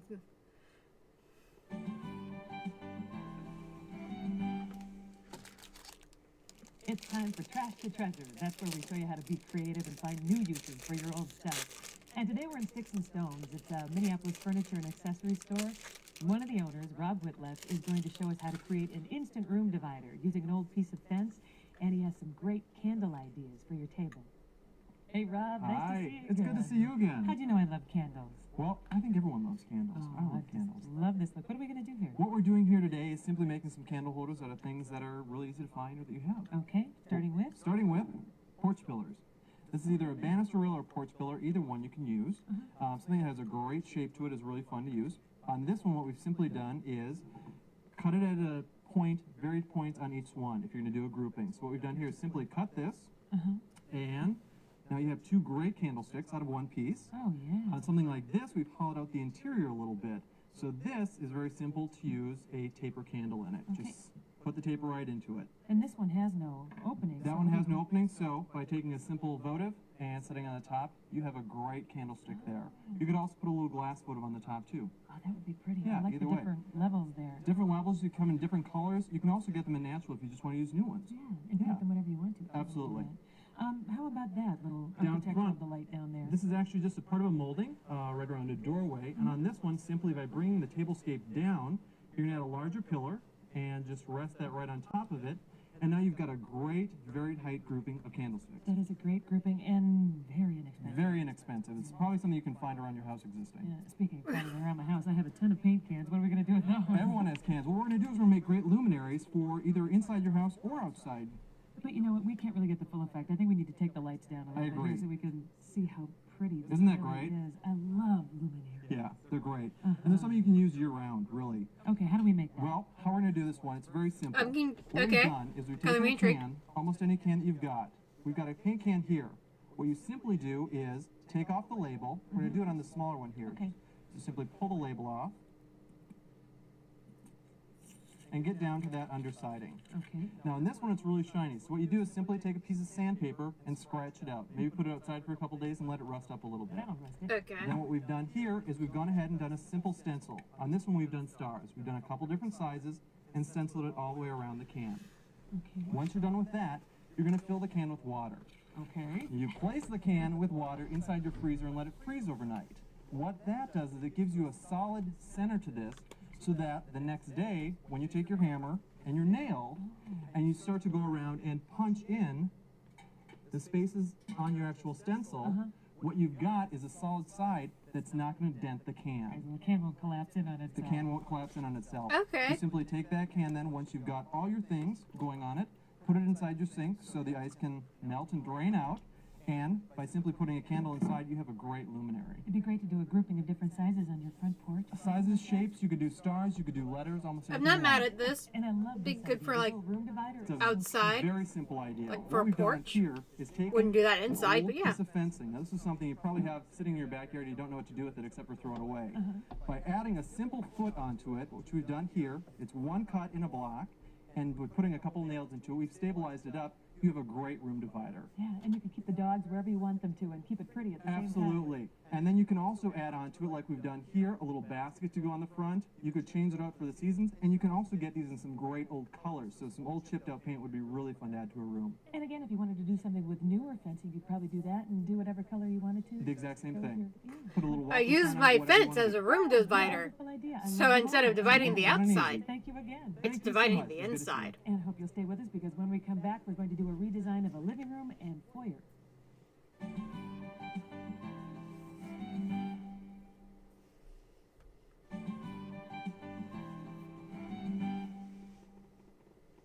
We are going to show you how to redesign and rearrange your living room furniture to give the room a completely new look without spending any money. We have a crew standing by ready to redesign. Let's check in with them. This contemporary living room and foyer have been like this since the homeowners built the house.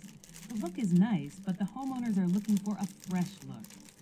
Mary Lee Marcus Bergen and Karen Lechner, interior arrangers and members of the Interior Arrangement and Design Association, are going to I want show to be us an how to interior change the arranger. look of this room without spending any money.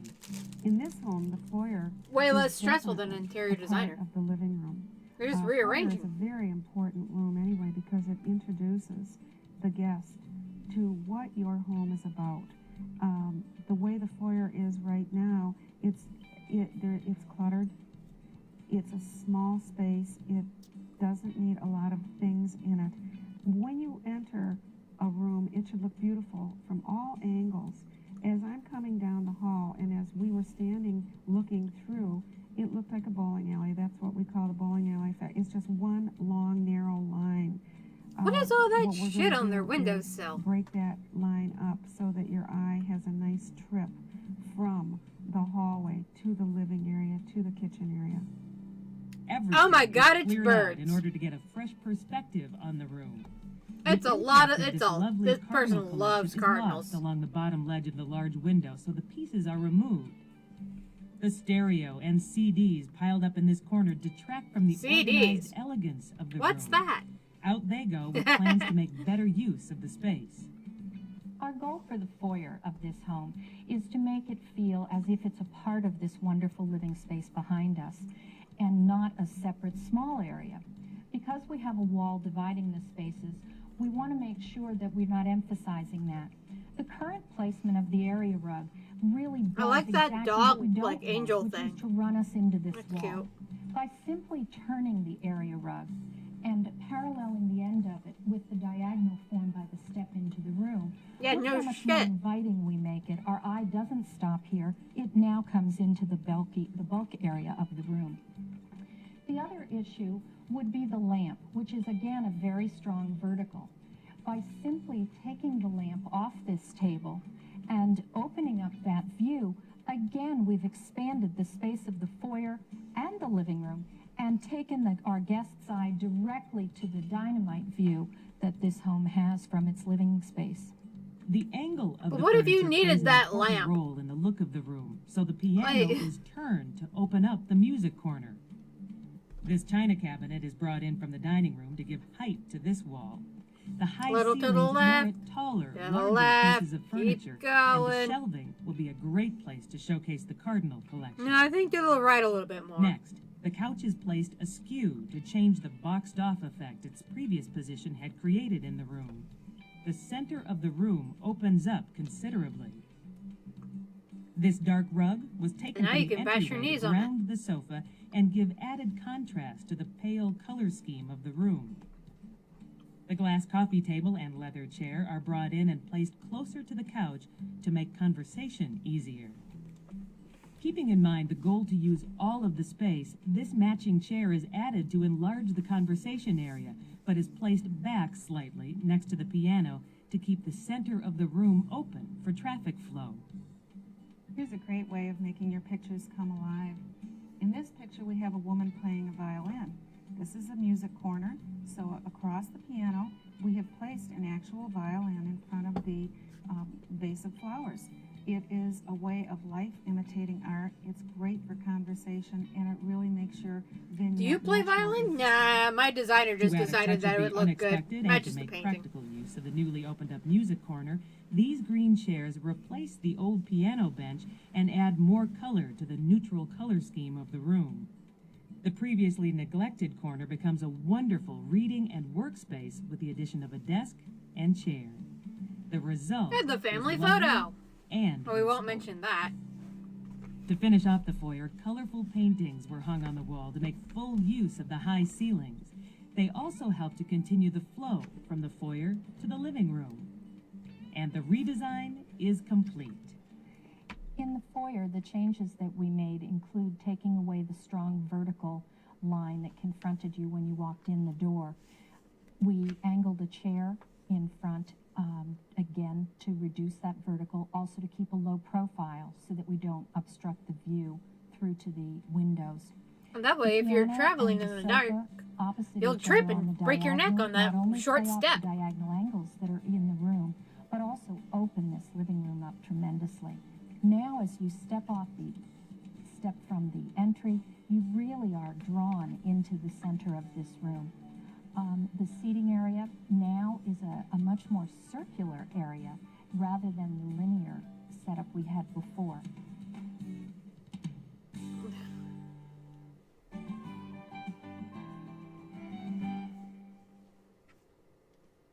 For questions or comments, please write to Decorating Sense in care of HGTV, Box 50970, Knoxville, Tennessee 37950.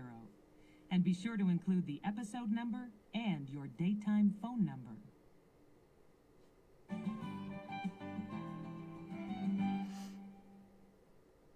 And we're back with Peggy Selwood, who's willing to share just a couple more design secrets with us. You're talking about modernizing a 60s Rambler, 60s. updating it to the 90s, right? Yes. Well, I started off with the wrought iron railing, and we just gutted that, and then installed, this is all open glass with birch, and it's just opened the room so much. Completely different feel. And it looks like you've done something with the color of the doors. The woodwork And the is- dog will run right We into the removed dark glass. stain, stripped the doors, and brought in kind of a honey pecan stain, and matched the floor. Took the carpet up, and it's all hardwood. You could do that with a lot of work, I think. A lot. Yeah, Good it looks crew. great though. It really is a nice update. Really Good job clean. in here today too. Oh, thank you. Thanks for everything. Such Can't good do that for job. under Thank 500. you. And remember, with just a little imagination, you can make your decorating dreams come true for less. I'm Joan Stephan. Thank you for watching.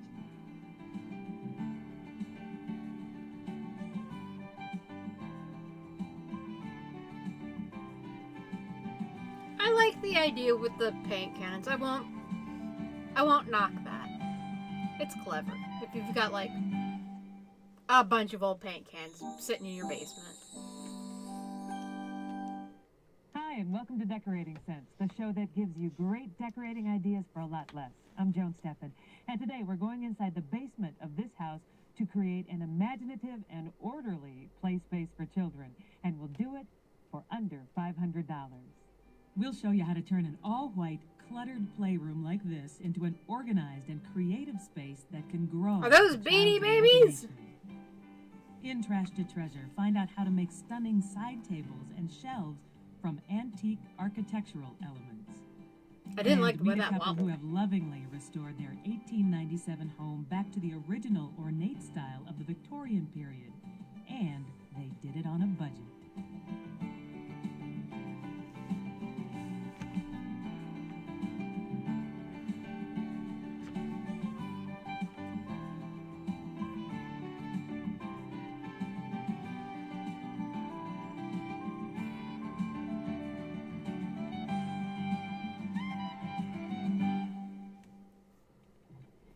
This basement was just recently finished off. They have done everything down here. They've sheetrocked, they've carpeted, they've painted, they updated the electrical. Yo, It's that's great space. somebody's got a There's sick no more ass separation sword. between the family TV viewing area and the kids' play space. The toys have kind of taken over the whole area, led in large part by the Beanie Baby contingent. Yes, let's Sound go, familiar? Beanie Babies. Well, anyway, when the toys are put away, they're usually in those cupboards back there, but they're kind of hidden away from the kids. So their instinct is open the doors, pull out the toys, and then never put them away. Well, I don't know that Nan can do anything about that, but Nan Sloan can help us solve a lot of the other decorating problems down here. So Well, I'm what going are to you gonna try. The cupboards aren't working. Yep. No, the cupboards aren't working. And so instead what we're going to do is I've got some fold-down tables that we're going to install along the perimeter of the room. do? Right down here. Right. A great place for the kids to play at, and more importantly, a place for them to store things on and under, and we're going to use a ton of these see-through bins so the kids can see what they've got and easily get it. Great option. Yeah. And I understand we're not painting today? No, because you know, this room is a lower level and there is not a lot of natural light down here, so we need to keep it as bright as we possibly can. But we've got these soffits, which are, you know, camouflaging a lot of the mechanicals in the room, and instead what we're going to do is paint those. Very fun, just, you know, treat these in a whimsical way. And then the soffits you're using for a bungee idea, too. Well, yeah, because the youngest kid is still 6, and I know how they are with forts, and we want to have some color. So what we're going to do is install some hooks and bring in yards and yards and yards of fabric. Oh, that's beautiful. So the kids can, you know, make forts, play theater, and they can just, you know, have their little play space down here using these soffits as a place to attach things to. And it's not permanent, so you don't have to worry about the space, you know, not growing with Exactly, the family. Good exactly. idea. One other thing I am demanding of you is that you come up with a solution for Beanie Baby storage, okay? And I have it. I have a tree for them. I look forward to that one. Okay. Oh, what are that big orange thing in the background is like a inflatable punching this bag play space thing is that you Mom's stick in your worst hands. nightmare come true. The toys Would are see scattered about and they advertisements for never that as seem I was to a end up kid. in their assigned places in the storage God, cabinet. what are those called? Perfect The for low ceiling and irregular beating up your soffits are an siblings. architectural problem in this room.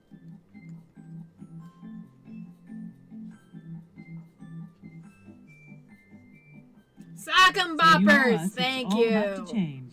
Let's start with the windows. First, we put up standard vinyl mini blinds, $10 each. These are your basic blinds found at a local discount store. Look how nicely the hunter green color breaks up the white walls. Today, we've added an artist to our team to help us decorate and enhance the soffits. This is Heidi Leanne Thompson. The homeowner selected I would meaningful play the quotes ad and for Sock 'em phrases, Boppers, along but with illustrations for I'm Heidi sure to that would paint get me around the copyright soffits. struck.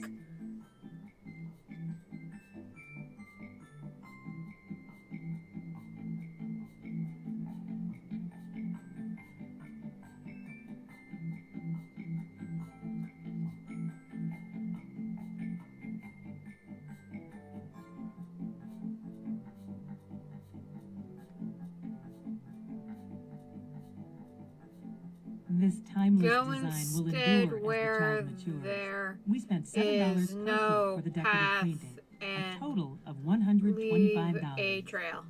Sayings and phrases such as these will remain forever golden and true for any age. A large portion of our budget was spent on these fold-up tables, $185 for materials. We installed 4 separate tables, each with legs, on 2 walls of the room. The children can either play at the table or store their things on or under it. As the child gets older, this kind of table will lend itself to a permanent electric train setup. Or it can even be used as a bench in the teen years by simply adding pillows on top. I don't know The if I legs trust make it that to sturdy enough sit to on sit it. on. Plus, these multi-purpose tables can always be folded flush against the walls to maximize floor space. With all the tables up, this room can become an instant rumpus room. With creative kids at play, you can never have enough floor space. For now, we'll leave the tables down. Underneath, we tucked numerous clear storage containers to neatly organize all the toys and stuff. These see-through boxes will make cleanup a snap for the kids. They'll be able to see exactly where their toys are supposed to go at a quick glance. As most moms know, we will try anything to make cleanup easier for the kids. Yeah, this kid has These everything. juvenile chairs got a Jesus complete Christ, what the makeover. fuck is that? Our artist friend Heidi worked her magic to coordinate the chairs with the soffits. This is the way the chairs looked before, bright primary colors. Okay, And you turned a giraffe into a nightmare. The Pegasus is okay. But if you're telling me that this is a unicorn, I'm going to have to ask you to count the horns again. This is our new hand-painted look. The soft, subtle colors match the decorative painting on the soffits. And we promised Or is you that a supposed to great be a dragon? Baby idea. Remember all those It looked Beanie like it Babies had scattered about? claws. Here is a wonderful idea on how to creatively display and organize your child's collection. This is a basic 2x2 wood pole and stand. This rack is a simple do-it-yourself project. To hold the Beanie Babies in place, we wrapped coated elastic hairbands, the kind little girls use for their ponytails, around the animals. We arranged strangled all the beanies. 101 of the Beanie Babies around the pole. This is a very inexpensive way to show off an impressive collection. Just $8 total. Nan, I want you to know I have already forgiven you for the fact that you lied to me. You told me I wasn't going to be painting. I don't believe you that a I'm bicorn is very a thing, excited. And Chat. this I was don't believe something you. that isn't going to take a lot of painting, and we're going to have a huge chalkboard when we're done. Didn't know they had such a thing as chalkboard paint. You paint it right on the wall. This is $18 for a quart of paint. When I was and younger, we're I gonna wanted frame it that. out. Just We like just that? kind of penciled in our little outline, and it's going to be like a 3x7 chalkboard, which would have cost probably $90, $100. Oh, absolutely. And this is going to be about 25 when we're all done. I like it. I've even got this great little piece. This is decorative molding, which has already got the little grooves. We can use that as the chalk rail down at the bottom. Sounds good. Shall we start painting? Yeah. I will cut, you will roll. All right. Sound like a good idea? Let's go. Okay, I got to dip in your little roller bucket there.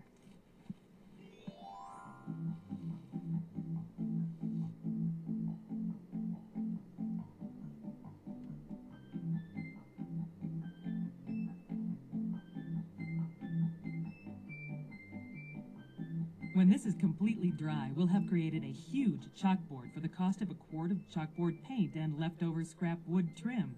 Just $25. One tip for using this paint, it takes 2 coats and 12 hours between each coat to dry. Be sure to leave the appropriate amount of time for this project. Next, to make use of the low soffits, we prepped the soffits to get them ready for the kids' fabric forts and theaters. We randomly screwed painted metal hooks into the bottom of each soffit. Then, a bungee-style clothesline with clips was strung between the hooks. And now, let the fun begin. Fabric. 15 yards of fabric. Fabric in different 15 colors yards for $45? and Good sizes. lord. Were draped to become imaginative play forts, theaters, and houses. Let the kids call their creations whatever they want. This type of activity allows for the most stimulating and creative child's play. For the cost of $45 per fabric, this idea will permit a child endless hours of inventive play. Now I have to introduce you to the cutest thing in the room. We didn't supply this. This is Jack Thompson. He's going to be living in this room. You've probably seen him a little bit on camera today. How do you like it so far? Good. It's good, isn't it? Well, Jack Thompson is the reason that we added this. Great idea. Well, it's child safe. You know, it's steps that are carpeted that they can climb up so they can reach these soffits, and actually additional storage. Never leave a child unattended on a ladder. Thank you. Yes, that's the addition to the room. We're going to add a few of these great glow-in-the-dark stars. Yeah, we'll put them on the bottom of the soffit, and he can hang them around the cords, and, you know, when they have their forts and camp out, it'll be kind of nice to see the stars. Don't let your kid fall off the ladder. Very important life lessons. Good. Well, we had to get 2 sets of stars, so all told, it was $501. Went $1 over, A but dollar over. not $1 was wasted, really. You remember those white cabinets used to be against the wall over there? Well, we moved them into the TV room till they'll house the TV and the electronics, so didn't waste a thing. Turned out great. Thanks. Let's take a look back at everything we have done in Jack Thompson's room. Well, this cluttered, disorderly play space was a test of Mom's patience. The toys and stuff never seem to get back into their assigned cabinets. And the irregular soffits really are an architectural problem in this room.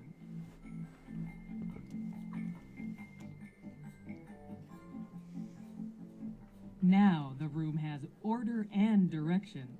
All the toys are neatly Yeah, look at that organized in robot. see-through storage containers. The fold-out tables allow for kids to play at them and also leave the center of the room free for children to move around and play. And best of all, we utilize the soffits, decorative quotes and sayings for interest, and hooks and bungee clotheslines for forts and theaters. This is truly a play space any child can spend hours creating in. Chat, what is that robot? I want one. Don't you love the Beanie Baby pole? More stuff like that coming up. I hope you'll stay with us. We're going to show you I how used to have create Beanie great Babies. side tables and I shelves used to have a from ton of antique Beanie Babies. architectural elements. I wonder what happened to those.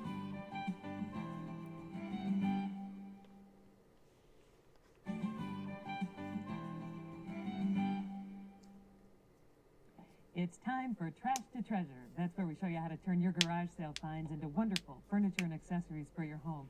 Today we're in Sticks and Stones. It's a home furnishing store in Minneapolis. And the owner, Rob Whitleff, is going to show us how to make a side table out of an architectural column and Victorian porch corners.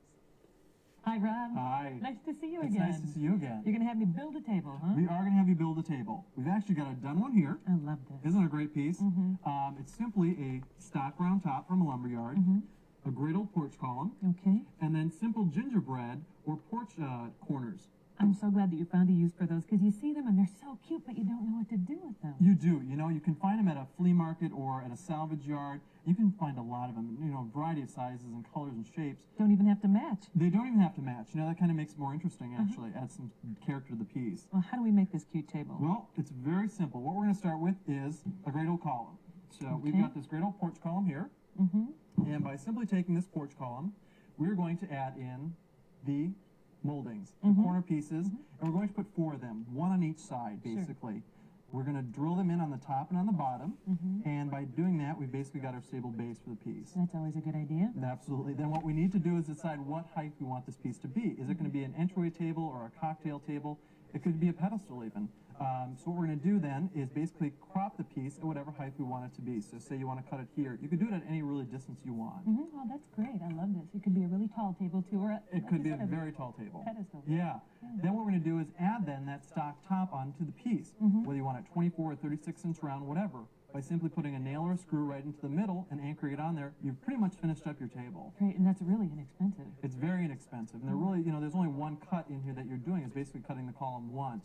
And that piece you can find really at almost any lumber center. And with this table, you can turn it into something else. I mean, you've got the elegant look. You could do something more whimsical if you wanted to. You could really do something, you know, you could mix and match. You could leave them all the original colors. We painted this one all white. And you could also take the white and to give a little bit of history to it or age, simply sand down the sides and sand down the corners. That then gives that age that everyone is looking for. And that's a fine grade? This is a fine grade. Yeah, this is about a 150. Sand the things to give it the age look you want. Great idea. I love that. You can also use that same thing with this simple, small, very fine column if you wanted a small diminutive chair. Oh, yeah. Yeah, good something idea. fun. Like you We're usually also going to take this same porch corner and by simply adding on a hanger onto the back and using multiples of them, we're going to create a great shelf. Oh, good So idea. I'll show you how to do this over here. What we've done, we already have one up on the wall, and by simply adding this one up here. I'm sorry, was that and a taking again? This is a stock shelf that we bought in beard? the lumber yard. You could use almost any The piece funnel? of wood that you have. He was We're gonna using go it as right a on the top, planter? and you got your great shelf. And if you have a lot of gingerbread, you could go all the way around the room. You No. could, absolutely. You No, could it's use it not. anywhere you want, really, in a bathroom or in a kitchen. I'm just a drunk. Kitchen, that'd be great. Yeah, kind of a fun look. I like that. You could also add glass onto the piece to give it a little more elegant edge. Good idea. It's just What a we've normal done here funnel. is a simple last-minute idea is we've created a great funnel planter. This is actually an old automotive funnel from an automotive center, I see. something they weren't using any longer. And by simply adding a plant into it, putting it outside, screwing it into the wall, you've got something that naturally drains itself once you water it. And once again, do not do it out inside. It is only an outdoor idea. It is definitely an outdoor Okay. kind of idea, but it really has I'm a not very mad at that. interesting That's shape to it. kind of clever. That is very cute. I love I all like these this ideas. guy. Thank He you sometimes again. has good Nice to see you. ideas. Nice to see you. And I hope you'll stay with us because when we come back, we're going to take a tour of an 1897 Victorian home filled with Victorian antiques and reproductions.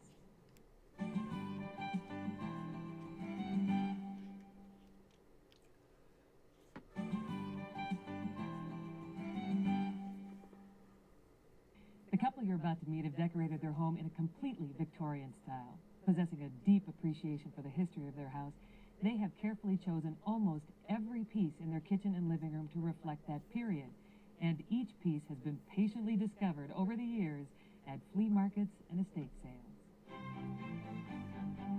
When you enter the kitchen of this 1897 Victorian house, you feel as if you've stepped back in time to the end of the 19th century. The wood-burning range, lace curtains, and cramped cook's pantry look like they came right out of the Victorian era. Harley and Kimberly Toberman took on the challenge Why of are you restoring having several 10 of the panels rooms back to on the your ornate walls? style of the Victorian period. This antique wood-burning stove we found in an antique store in Wisconsin about 15 years ago. We visited the antique store about 3 or 4 times, and I decided we had to have it. So we're cooking with wood now. We're kind of surprised. Yeah, they actually use it. That's a very sick. relaxing thing to do. We have to tend the wood to make sure it doesn't run out. We have high, medium, and low heat. There's a high-tech oven gauge here. Okay, I understand why you'd put the metal on your walls now. And we have a water reservoir. Gotta protect it which we from keep the open for fucking humidity fire in in your winter, stove. And this is what was used in 1913 to wash the dishes. Harley built this firewall behind the stove himself. They purchased the tin ceiling panels from an antique shop and had them dipped in chemicals to strip the layers and layers of paint buildup. Then, Harley spray painted them silver, turning them into an antiquated backdrop for the centerpiece, the stove. I mean, I would have They've kept also the layers used of antique paint. That would ceiling have panels made it as cool. interesting, inexpensive artwork on the walls, as was done with this rectangular panel above the doorway. This corner of the kitchen. Are you guys had familiar with the dark term cupboards Fortnite? hung too Or I high think that's from what it's the called. So we decided to eliminate them. Where it's like the design our own layers little of corner here. car paint. We fabricked this part of the kitchen. This is what it used to look like. And hung the fabric on curtain rods. And it's held tight against the wall with double stick carpet tape. And I've changed the look about 4 times. It's very economical to change the look of this corner of the kitchen. The patterned fabric contributes to the Victorian mood as well. In place of Formica, Harley and Kimberly decided upon marble for the countertop. This slab was purchased from an antique dealer and No, will not really stand the Fortnite. test of time. It's... A Hold on. I'm gonna...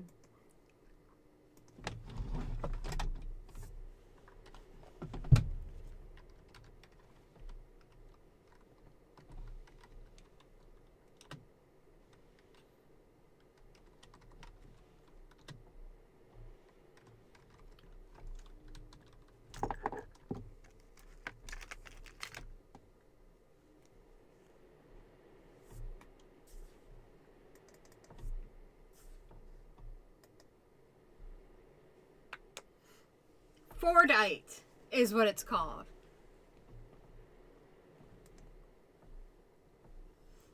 Let me see if I can.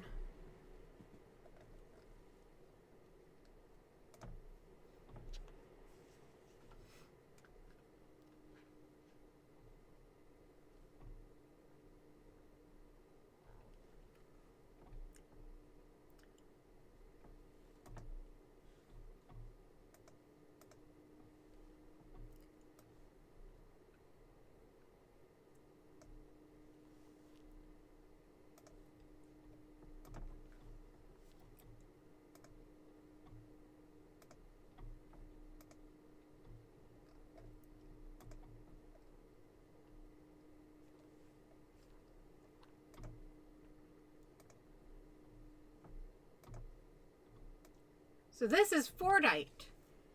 It's made out of layers of automotive paint. And you can see you can make, if you take it, you can make like jewelry out of it. Which I think is kind of neat.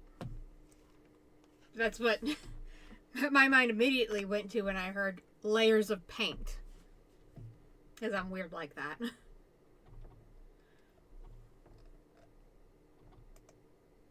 Yeah, I learned something new now. Something actually useful.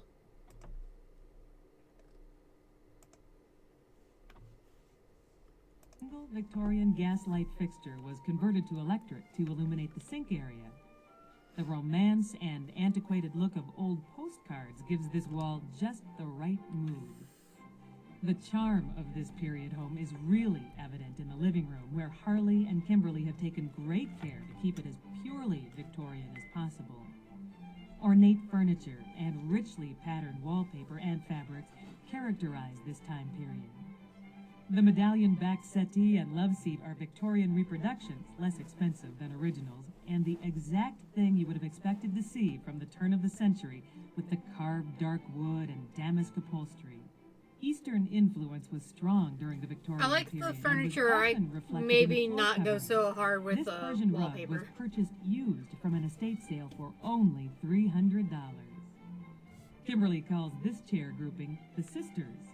Each of the chairs was purchased separately at an antique store or garage sale, but most look Victorian with the intricate wood and decoratively patterned upholstery.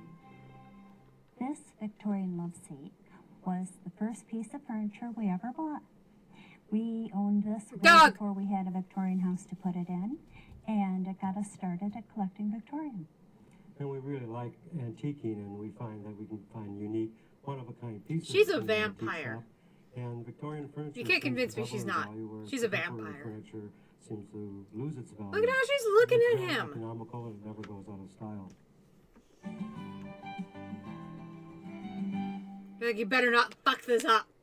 For questions or comments, please write to Decorating Sense in care of HGTV, Box 50970, Knoxville, Tennessee 37950. And be sure to include the episode number and your daytime phone number.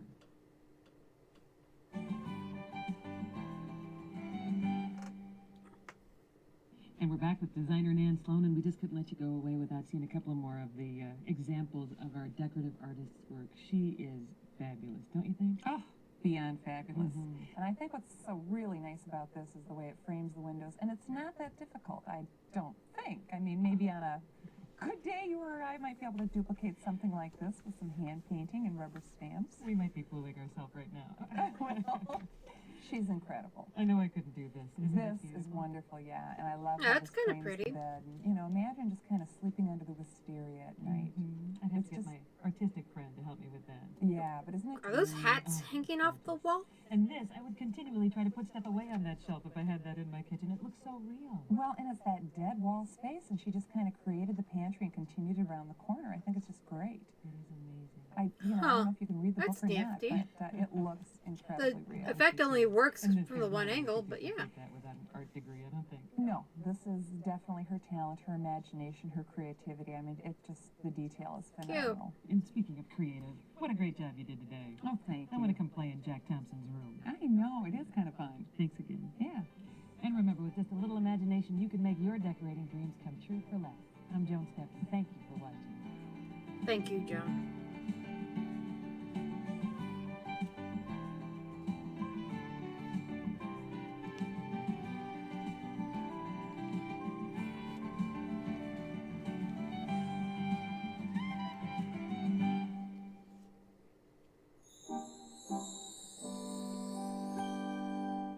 Hi, and welcome to Decorating Sense, the show that gives you great decorating ideas for a lot less. I'm Joan Steffen. Today we're going up to the second level of this house to redo a tiny attic bedroom. Our challenge is going to be to work with some odd architectural angles and some rough built-ins, but we are going to pull it all together for under $500. We'll show you how to redo an odd-shaped attic bedroom and take it from bland to elegant with fabric and paint. In Trash to Treasure, find out how to hinge together 3 old shutters to make an inexpensive room divider screen. And meet a penny-pinching homeowner who decorated her turn-of-the-century Bavarian home with bartered and oftentimes free items.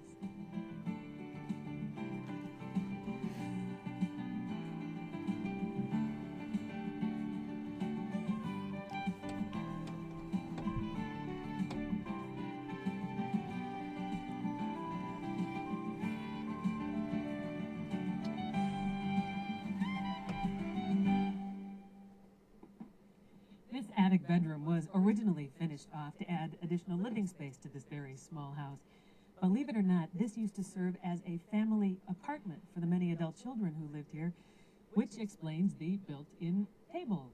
Have to make use of all the space when you have a very small space like this, and that explains the built-ins, which are now being used by the couple who lives here because this is their master bedroom. And it really is an interesting room. There are a lot of odd angles in here that we're going to have to play up, and the built-ins we're going to work around. And it's one of those rooms that feels a little disjointed because the stairs come up right in the middle of the room, and there's not a lot of display space for their pretty things. So, we need a magician. What do you call? Nancy Golden! Hi, Joan. I'm so happy to see you. Thanks, you too. What are we going to do in here? We're going to do some magic in here. Okay. I think the room is really has got a lot of potential. It's so interesting. Very cozy. Cozy, but it's Look real at the world. antennas on that TV. Good Lord. Starting with the bedspread. Well, the clients actually bought this spread and they spent a lot of money on it. I think it's very pretty. If you notice, If they move that TV, they're going to spend ages trying to retune that very thing. Italian villa. Yes, you're right. And so from this, I found these paint chips. Oh, that'll look great. And with this is it. what's going to happen to the walls. We're actually going to darken things up. Toasted which wheat. surprises some people in a small space, but I like doing that. What about those built-ins over there? Yeah, we don't like these built-ins. They look like they were made in a shop class. Actually, they do, I don't know. they? I am going to conceal them. Oh, okay. And the way I'm going to do that is with this shower curtain. Look how pretty this is. You love shower curtains, don't you? Because it's a lot of fabric for the money. Uh-huh. And I found this color, the same color as the walls, and I'm going to hang a rod on the ceiling because I can't do anything close. I can't do it on the wall. Everything gets masked. Exactly, the whole thing. I'm just going to hide it, and it's going to seem like a big window. Isn't that pretty? idea. Yeah, Oh, I like love that. It's gonna look like a How about window, this table? except for it's a wall. And what I'm going to do on here is treat it like a permanent hotel room table. A hotel. We're going for the hotel. We're going for the Ritz feel. look, that's right. Okay. And I'm going to use a runner and beautiful new plates and champagne flutes and really have a nice kind of classy place for them to read the paper. Oh, I like that. Isn't that So nice? this we're hiding and this we're playing up. Yeah, exactly. Okay, sounds good. Yeah. So we've got a lot of painting to do. We've got a lot to do. Okay, so we got to get going. Yeah. And we're going to do it all for under $500. $500. This tiny master bedroom is trying very hard to be elegant. The room doesn't do a good job of playing up the odd architectural angles. The room But, is like, rather uninteresting. They're using this as And a the master built-ins are bedroom, but rough-edged and one would assume that unattractive. there was a The master room needs to bedroom be in polished the up house and originally. softened. Why don't they just use that So, bedroom? with paint cans in hand, we began our work right here on the walls. First, we applied the base coat, the darker color of the two, appropriately named Yucca Green. As we rolled it on, the texture of the plaster yucky. really came through. This result surprised and excited us. Darkening these walls highlights the unusual angles, and leaving the millwork in its current ivory color adds dimension and contrast to this room. Okay, we are done with the yucca green. Now we're going to sponge a little toasted wheat. Toasted wheat. Right. You dip the sponge in the paint. Okay. I'm going to boss you You're around gonna for a boss minute. me around. And then Lightly, I lightly, assume. yeah, don't saturate it. And then dab some of it off. Okay. Don't be so tentative. Well, I am a little afraid. Okay, here, and then you we're know. just going to put it over the green. Just lightly. Like that? Yeah. More? I hate it. No. Yeah, I really do. Really? Yeah, I don't think we need it. Joan, stop. I really mean it. Is it me? No, it's nothing you said. It's something you did. I think it looks too like a craft project. The room isn't sophisticated now. I like just the solid yucca green. I think it's richer. I'm sorry. You know, we do get enough texture. Yeah, it doesn't need it. Okay, get the green You're paint back done. out. You're Okay. done. She's right. We are done painting. As you can see, we continued the painting onto the entire ceiling, so all exposed plaster was coated. We had some concerns about this dark color closing I would in have the left. room, I would have making put it the feel wheat even on the smaller ceiling than it and is. left the wall But like when the viewed, we loved the continuity the paint had created. this. So this part up to there, and then across. This part will be green, and then the ceiling is the wheat,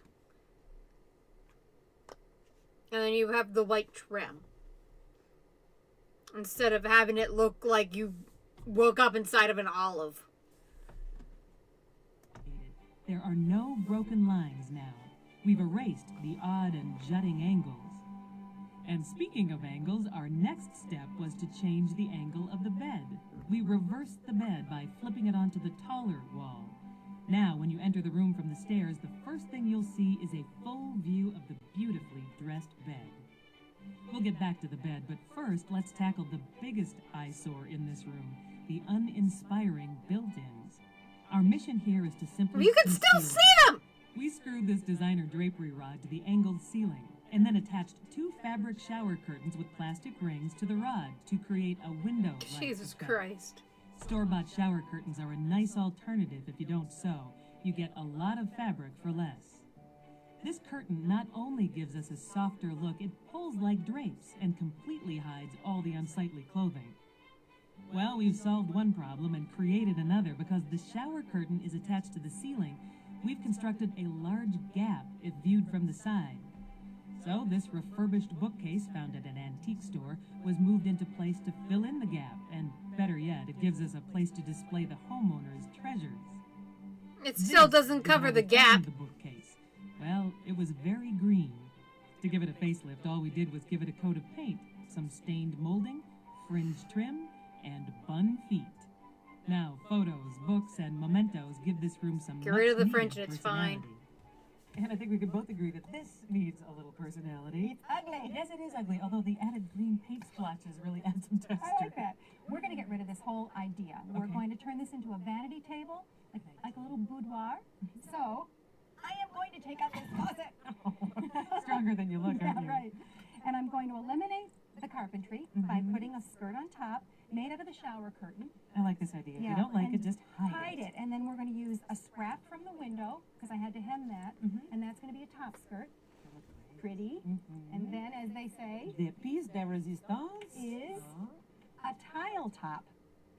This will be great. This is a good idea, because what I did here was had a piece of plywood cut to fit the opening. Right. Okay? And then I found inexpensive tile that I just What if you liked having a sink? The cutest idea is a piece of mirror that any place. I realized what I was saying as soon as I said it. A sink in the bedroom. While you're tiling, and it becomes But I mean, a perfume tray. convenient, I A guess. little wood trim around the front. Wood trim, and then any kind of accent tile for a border could be anything. I chose gold. I'm not surprised. Right. Okay, let's do it. Okay. So we did it. Here's the old sink. Ugh. And now, look at it. A beautiful vanity. This boudoir-like dressing area is perfect for the lady of the house. Such elegance. And speaking of elegance, this window treatment has a certain flair to it. It's a tab-top damask panel that's light in color, but opaque. If closed, the light can't filter in. A cream color like this That's what doesn't opaque feel means. heavy, but it is a room-darkening window treatment. Total cost for one window, $40. This unusual fold-up table most likely served as a dining table when this room was used as an apartment. Well, we are going to play it up and make it useful once again. A $5 antique spindle becomes a new support leg. 2 chairs, $10 each, got easy do-it-yourself makeovers. Rip off the old fabric and staple on the new. Which is $20 still shower gold curtain. tasseled runner draped lengthwise across the table. Gold-trimmed plates, napkins, champagne flutes, and a heart-shaped candle holder all set the mood for elegant dining. Now, another troublesome area in this room is this wall above the bed. This odd shelf cutout is actually a pass-through to the closet. We feel it's really not an attractive detail. So let's conceal it. Cover it up with an antique mirror. We rubbed on antique gold paint on the frame to give it a rich look. Ah, And then yes, rub and buff. put it directly above the bed. This not only hides the pass-through, it also forms a wonderful headboard for the bed. There's only room for one nightstand, so the other side of the bed gets a floor lamp. We spent $17 for 2 brass lamps at a local discount store. This bargain is called a lamp with a bonus. I love this part. You know how I love pillows. This is texture. We're adding the texture. And by doing that, I'm adding a velvet pillow with a crocodile pattern. And then kind of a watercolor stained pillow with bullion. I love bullion. I love that too. And then what about this? And another tassel. Tassel woman. Yes. And you need the warmth and the elegance that comes with a chenille throw. So throw it. Was that good enough? That's perfect, I Joni. love that. You have done a beautiful job here. I just love this. You've solved all the problems in this room. Not all. There's one left. Please. There's one left. What do you Well, have? How many bedrooms have a staircase coming in the middle of the room? So I need to soften it. Okay. Would that be what this plant on the floor is all about? Yeah, it's our secret little place. Okay. When you add greens to any space, it adds life, whether they're living or not. Which these are not. These are not. I could keep these alive. Right, but the point is it adds a living thing to a room, and it really makes it much more warm and much more cozy. Oh, I can't imagine this room being any more warm and any more cozy. It's just beautiful. I think I'll sleep here tonight. And we have spent how much? $4.93. Good job. I had a really good lunch. Good for you. Thanks. Well, let's take a look back at everything that we have done in this room, taking it from bland and problematic to just warm and elegant. To a night at the Ritz, right? As you can see, this tiny master bedroom is bland and unfinished. The odd architectural angles make it a decorating challenge. And the built-ins are rough. Mad that they and got rid of the unattractive. pass-through. That's clever. That was a clever little built-in. Now They just covered the it room up. is cozier, softer. And I guess you can still access the coordinating shelving on the shower other curtain side, like fabric in adds the texture and interest to both closet sides of the area. room. The room now has a certain elegance that it didn't have when we began.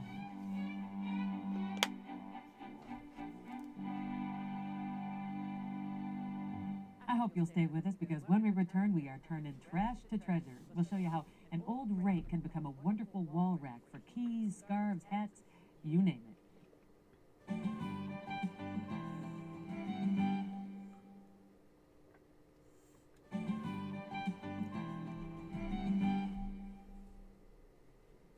It's time for Trash to Treasure. That's where we show you how to turn your garage sale finds into great furniture and accessories for your home. Today we're in Sticks and Stones. It's a home furnishing store in Minneapolis. And the owner, Rob Whitleff, is going to show us how to hinge together 3 shutters to make a great room divider.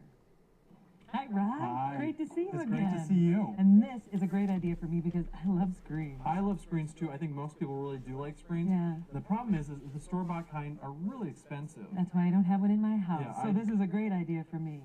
What we've done in this piece here is these are actually old window shutters, and we've just hinged Okay, 3 of the window that's shutters clever. together. Wow. They're from the same house, same old paint quality, but a really very fun look and fairly inexpensive. And great detail. Great detail. Architectural detail on these are fun. Most of the time they come in really interesting colors. And you can also sometimes get ones with cutouts, maybe a pine tree or an old candle, something that really adds some interest. That'd be fun to hunt for something like that. Something different. Not too difficult to I put think together? screens are Not too fun. difficult. What we've done is, on that I don't know screen back here, if that's just simply 'cause remove the original hardware. they're and when we take a those funky off, on thing the to side, there's a have small to take up depression. space, That but depression is where the original hinge I don't used to be. Mm-hmm. What we're going to do is replace that original hinge with 2 small hinges, which we're showing back here. Already a spot for... There's already a spot. So we're just going to hinge those together, and doing that on both sides. With this one, we actually added on some casters onto it, so it's easily moved around your home. Oh, great. And it's just a real simple kind of idea, but it makes a great screen. I love that idea. And if you want to do something a little sleeker and maybe easier to find, you could just go get some new shutters. You could get some new shutters and paint them in a new color, or just leave them in the natural wood. Yeah, I love that idea. Something fun. Now, this idea is reminding me of my childhood. I'm almost certain we had one of these old picnic baskets around our house. And I think most people did, and this is something you can find really at a tag sale, at a flea market, anything like that. And they're relatively those are inexpensive. cool.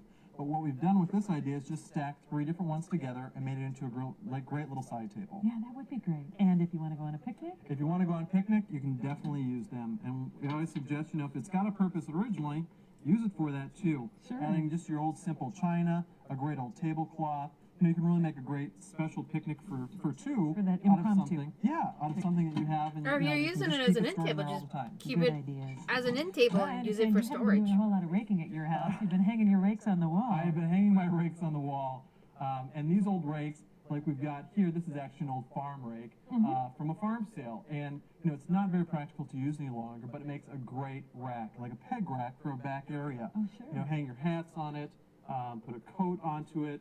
It's just a great classic look that can go in a back entryway. And it's really a neat piece. And if you don't have the whole rake, you have another idea for that. If you don't have the whole rake and you're missing the end of it, use the small metal rakes for keys. Something by a back door would be great. It's a real functional but interesting kind of storage piece. It is. I love that. That's a great use for that. Yeah, pretty organizational. More great ideas today. Thank you so much. Thank you. Nice to see you Nice again. to see you.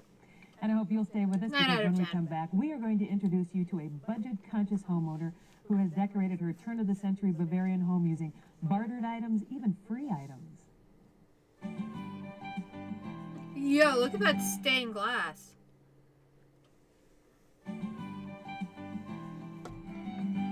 Got a shaky cam though. The homeowner you're about to meet has restored her turn-of-the-century Bavarian home on a very tight budget. She and her husband not only have done most of the work themselves, they have bartered for items and found many things for free.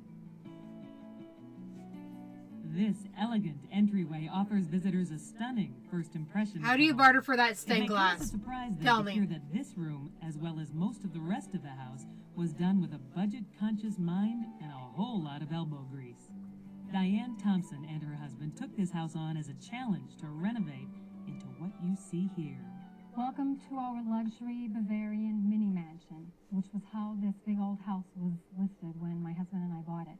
The decorating was all stuff that I've stumbled on. The flowers from the odds and ends room of a floral store.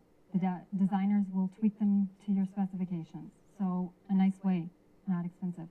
The wool rug has a hole in it. It was from Sears Surplus.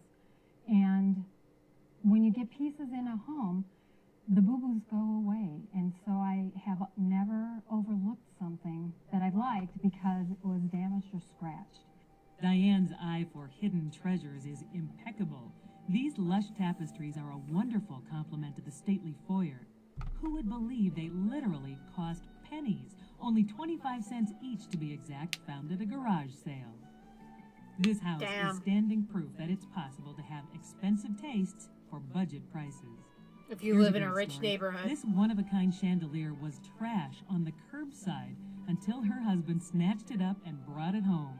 The imaginative decor continues on into this room, which was a nursery for her son. This is everyone's favorite room in our home. This is Jack Thompson's nursery. Well, until a couple of months ago, when he lined the shelves with Star Wars guys instead of Winnie the Pooh. There are some things that were super fun. The poem that was written by one of our best girlfriends. I sent a baptism invitation to the President of the United States, and I sent him little announcements of everything, and they sent me Barbara and George back, which is very fun to have. The room was painted by a very, very dear girlfriend who was an art director, and started with just, could I paint the nursery? Could I paint the nursery? And hey, it's a zebra like me. And it's a joyful, sun-drenched room that Jack Thompson loved growing up in.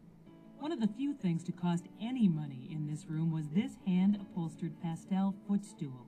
Another curbside treasure. Diane found it on the side of the road with a for sale sign propped against it. What better place for guests to sleep when they visit than in a room decorated with friendship and love? In the kitchen, the cost savings get even better, if you can believe that. The kitchen is another good story. My husband, being a contractor, does most of his kitchens with the same zebra lumber striped. company. And they recently remodeled, and these were the display cabinets. And my husband said to a salesman, "What's to become of those cabinets?" And he said, "For you and Lady Di, if you unscrew them, you can have them." And I wanted them, so we have the kitchen cabinets. The granite was from a manufacturer who was trying to break into our market and was selling my husband, and I said, if you will sell me granite countertops for exactly twice what Formica would be, you can use our home and show these granite countertops to every person who wants granite in the world. And so, granite. And that is the story that we've learned, is that you must always ask, and you must always try and bargain, and you never know what is happening with places. The fixtures for plumbing, same thing. Never overlook the scratch and dents.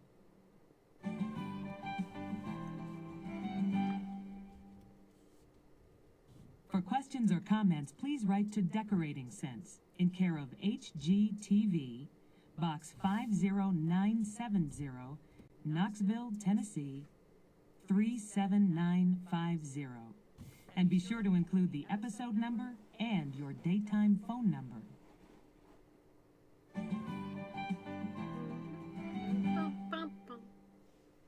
And we are back with the wonderfully talented Nancy Golden and her great bedroom makeover. What are you going to share with us here? Well, the whole point of my choosing these pictures is to show the dark walls. Look how effective this is against bed linens and against anything. And if these walls were white, it would be such a boring room, it wouldn't show up like anything. And then also, see the plants? You were right. Live plants? I bet that's not real. It's a faux plant. You have a canopy bed. That's Sans the whole point of canopy. this, just to show that don't be afraid of color. Everybody's so afraid. I want white walls. They don't have an art gallery, they have a house. You're talking to me. I know. I miss white walls. And then on this one, it's the same thing. This room with a beige wall wouldn't pop. It wouldn't even seem as warm and welcoming. But again, with the dark cocoa brown walls and the shutter treatment and the plant, it's very inviting. Great advice. Thank you. Okay, I'm going to go home and take one. Yeah, right. Thanks again for just a fabulous Thank you, day. Joan. And remember, with just a little imagination, you can make your decorating dreams come true for less. I'm Joan Steffen. Thank you for watching.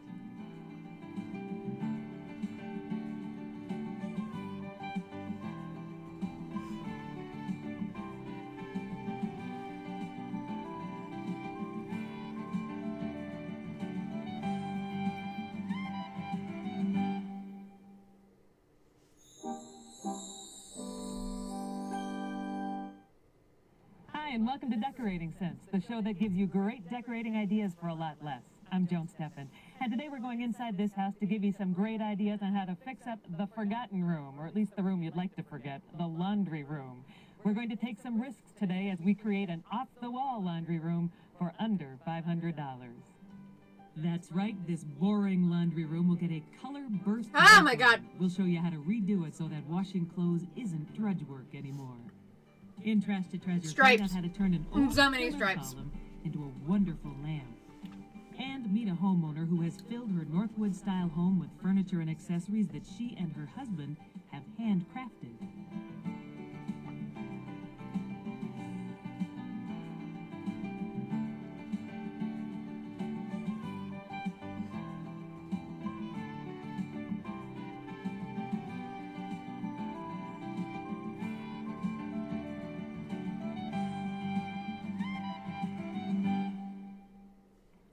Today we're in a basement, a newly refinished basement, but as I said a moment ago, there is usually a forgotten room in the basement, the laundry room.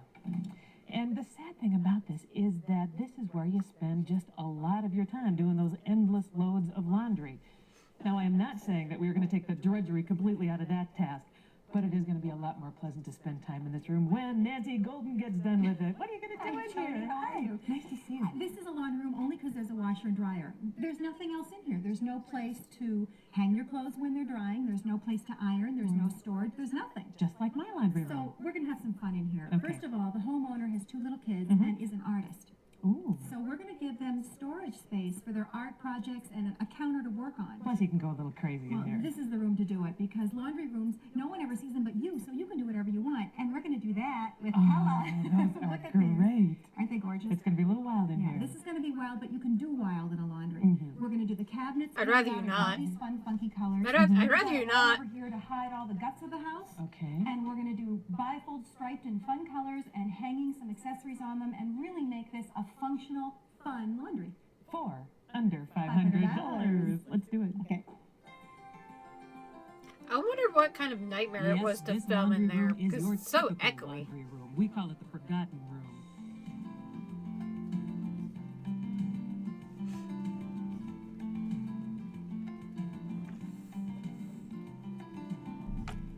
It's unfinished and uninspiring. It's a laundry room. It doesn't need to be inspiring. So, it's time to bring in the paint cans. As we all know, paint is the ultimate transformer in any room, and it's the cheapest. Take a look at the colors we'll be working with in this room. Turquoise, sun yellow, pink, periwinkle blue, green, and coral. Coral? But before we start painting, we have to do a little work in here to hide the mechanicals. We purchased 6 old bifold doors from the Reuse It store. We spent $7 a pair for a total of $21. We hinged all 6 together to form a folding screen.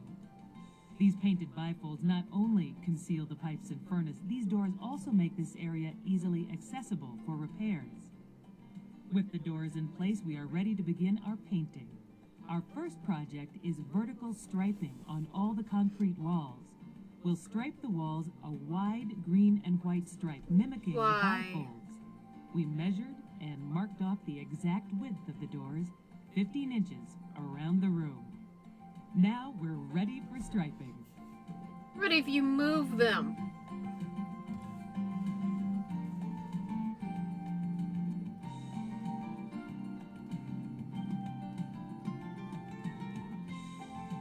It's giving Nickelodeon slime.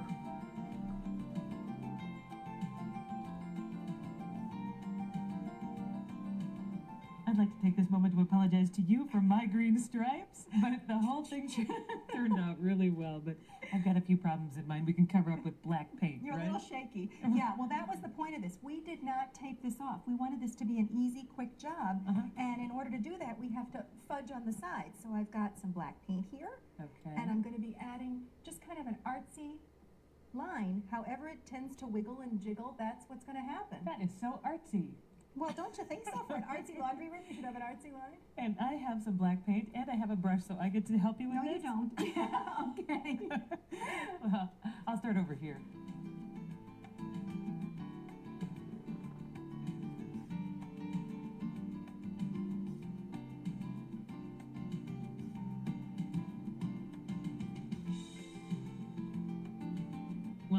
easy. Any amateur artist can create this look.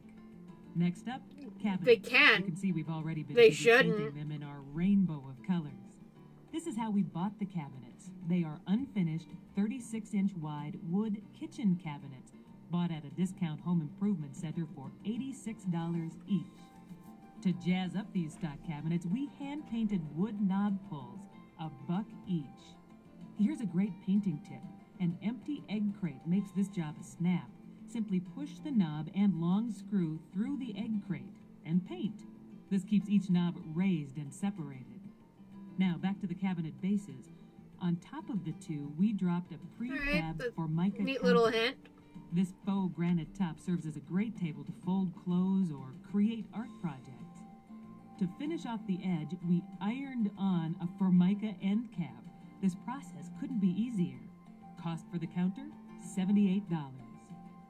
What the hell is Directly Formica? above our workstation, we Like, hung I know it's a colorful building extended material, but shelf what is trimmed it? with a decorative zigzag edge. Underneath Oh, the good to shelf, stab we your attached a painted small children pegboard on. and bulletin board. Every time you do a room, I want it in my house. I know. This one I really love. Isn't this fun? So wild and colorful. It's so bright and so happy, and we're not done. I love that. What are we gonna do now? We're gonna hang some clothes to dry. The owner of the house, Jennifer Ezerlov, she's our artist, and she cut these pieces out of foam core board. Look at that. Just simple foam core with a large X-Acto knife, and then painted laundry on it. This is something I could do. You could do it. You keep the design simple, and anybody can do it, because the cutout is really virtually very, very easy. Oh, I love this. We're gonna hang it up there on our Yep. clothesline. Yep. We need to get a clothesline. We're gonna make a clothesline. Very cool. Let's hang our laundry. Okay. We attached our laundry with double-sided stickies. And then we drew a clothesline to connect the clothes together. We like the effect the foam core silhouette created. It definitely is whimsical and fun. Well, we only have one unpainted surface left in this room, the concrete floor, and our piece de resistance is this, a custom-painted floral area rug. Why would you paint the concrete floor instead of putting an actual rug in there?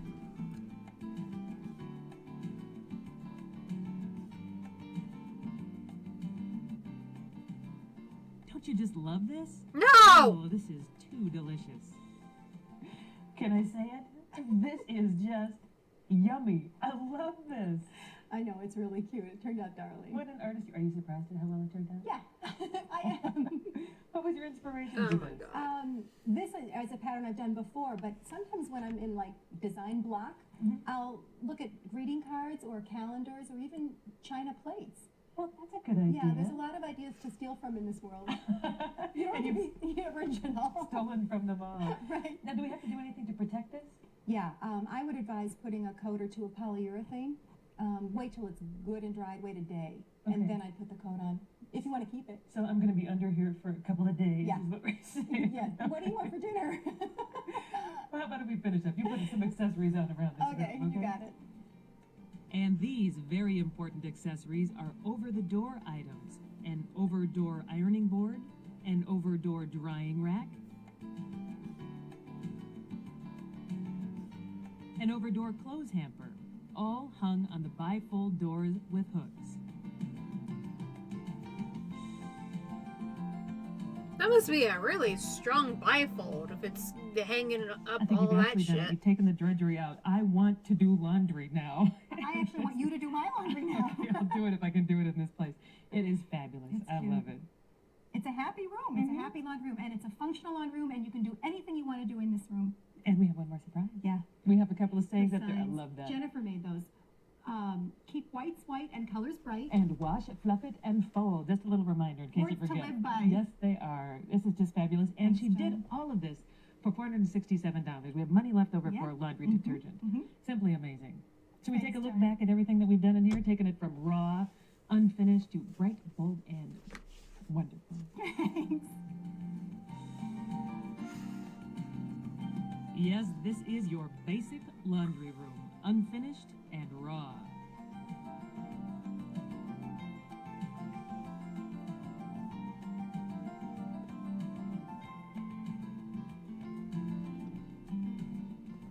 With all the mechanicals exposed.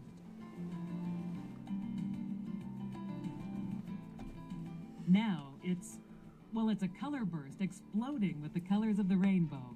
It's whimsical and fun.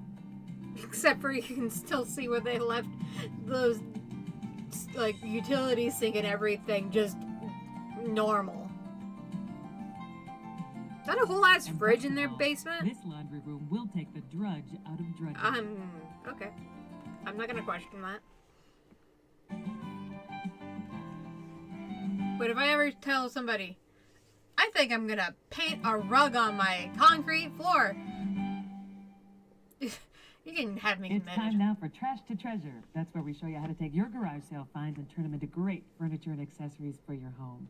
And today we're in Sticks and Stones, a home furnishing store in Minneapolis, and the owner, Rob Woodleff, is going to show us how to take an old pillar column, turn it into a great-looking floor lamp. Hello, Rob Woodleff. How you doing? It's great to see you. Nice to see you. You had a few pillar columns laying around the house, though. You figured out something to do with them? Something to do with them. You know, pillars you can find at estate sales, salvage yards, really a lot of times, flea markets, and they make great lamp bases. Isn't this a great lamp? Oh, yeah. It's a very simple thing to do. This one we've just taken a great old porch post, corner piece, and put a simple base on it. The bottom here really relates to like an old birdhouse stand that used to be out in your yard. It's a very simple cut. Just 4 pieces there, and it gives you a really solid base for the lamp. Or you could do a big pedestal. You could do a big pedestal, a big round, yep, whatever you find. Then what we've done is simply put in on the top here a great harp. This harp we've actually put right into the top of the column. Now you could do the whole works with the electrical here, but this one we've simply found that we could put it right into the column, and there's enough distance with this harp that we can put the shade on comfortably. It's simple. You don't see it. Very easy. How about that? This one has a hole in it, and this was really a kind of a unique find that it actually had a hole going all the way through the base to bring the cord at the bottom. It's not something you usually find, but you can find them in that genre.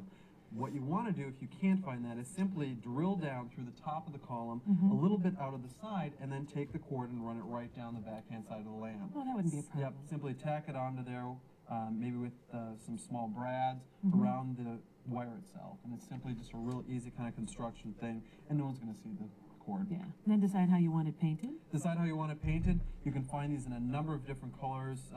Really find something that works for your room. If you're doing something that's really light and single monochromatic color, go with the white. Or do something that really relates to the shade that you find. You can create a shade too.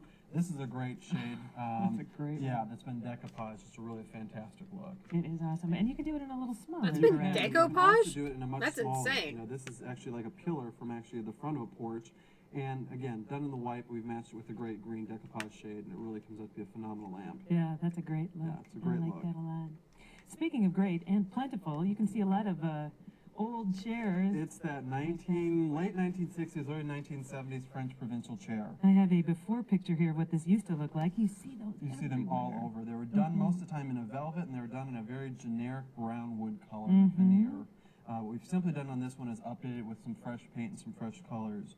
This paint combination here may relate to like your rug in the room. If you did an oriental that had a lot of reds or some golds in it, be a great tie-through with the actual existing fabric. And you don't have to stop with just the paint. You don't have to stop with the paint. You could, you know, really switch out the fabric. You could do, if you did this all in a white, the chair in a white, and put a simple white canvas duct on it, then you've got a really great, clean, into a bathroom, you know, a simple bath chair. That white on white look would be awesome. You could do another pattern velvet, you know, something that's a little bit more contemporary, but real rich and deep.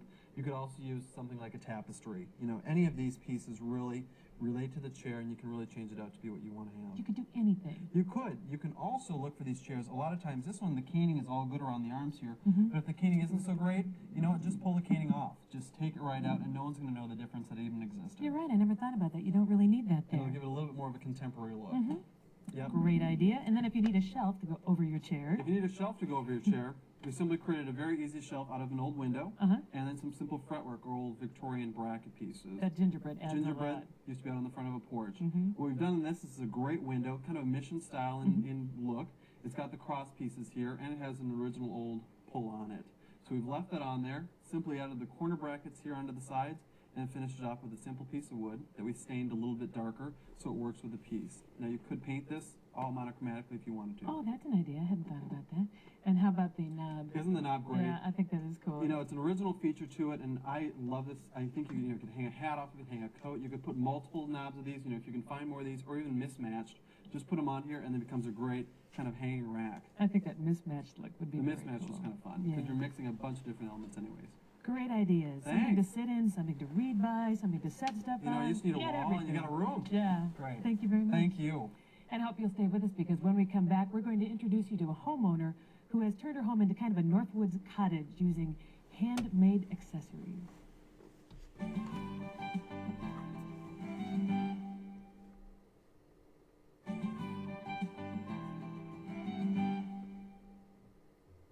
You're about to meet a woman who has filled her cozy Northwood-style home with handcrafted furniture and accessories. She uses dried flowers, fruits, and pine needles to give the home a seasonal look.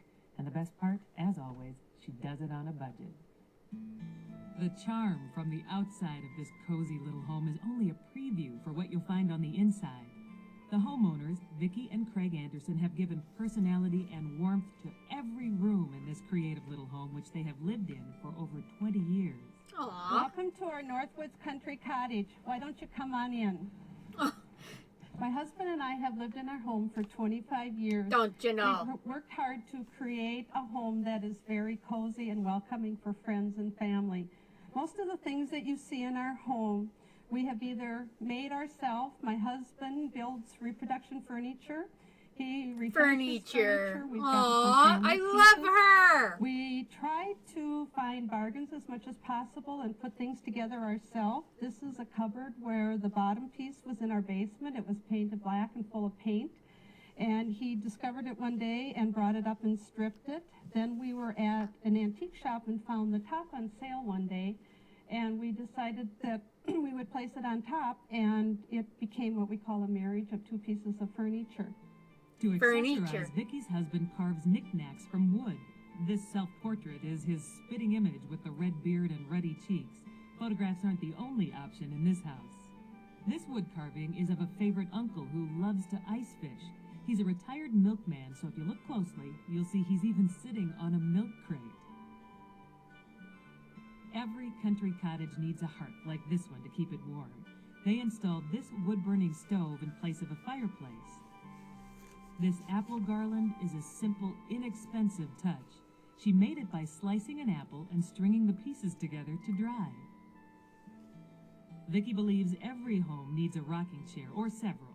This shaker rocker came from a kit which saved them almost $200 and fits perfectly with the rest of the primitive decor. This table holds a bit of family history. The top was her husband's grandmother's old breadboard. He attached a base to the bottom, and it is a wonderful side table. Bowls are filled with various things to reflect what's happening outside, like apples and pine needles in the fall and winter, and flowers in the spring. The dining room is more evidence that formality is not Vicky's style. Family history, however, is. Vicky purchased this pie safe in memory of a beloved relative. She wanted something that could stay in the family for generations. You might not expect to see an old school bench in the dining room, but it works perfectly here and offers great informal seating. The informal cottage feel continues in the upstairs bedroom. This is one of our favorite rooms in the house. It's a little bit like being in a tree house. You can look out the window and see all the changes of the season with the trees. We can see the birds, we can see the squirrels, we can see the neighborhood cat who comes to visit us in nighttime. She made this applique depicting a moose and pine trees. The traditional Northwood scene is a cozy touch to the room. Vicki did this stencil easily using small pieces of upholstery sponge rather than stencil brushes. It's much cheaper, takes a lot less time to stencil. It's no surprise that they prefer this old pie safe to an expensive bedroom set.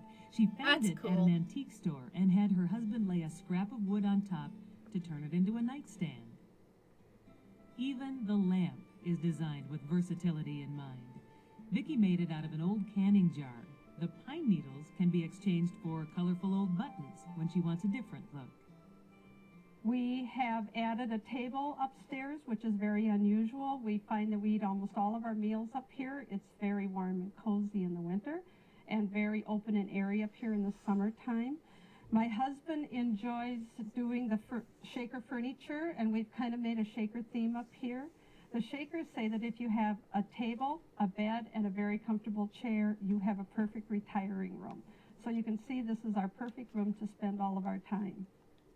I wonder if that was like a thing back then. Shaker furniture. I For have to do some questions or research on comments, that. please write to Decorating Sense in care of HGTV, Box 50970, Knoxville, Tennessee 37950. And be sure to include the episode number and your daytime phone number.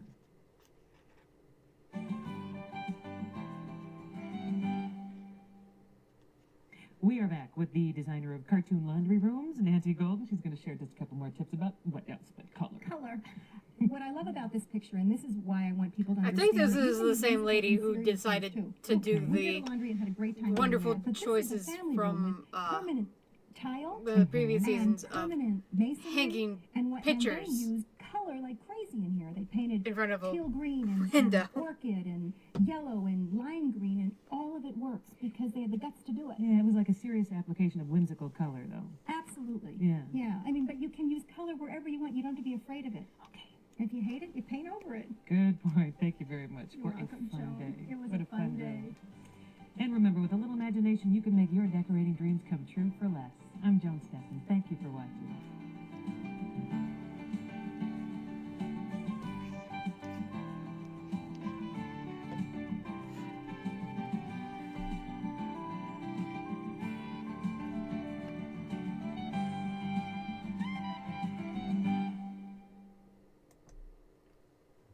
Let me real quick see how many more episodes I have saved.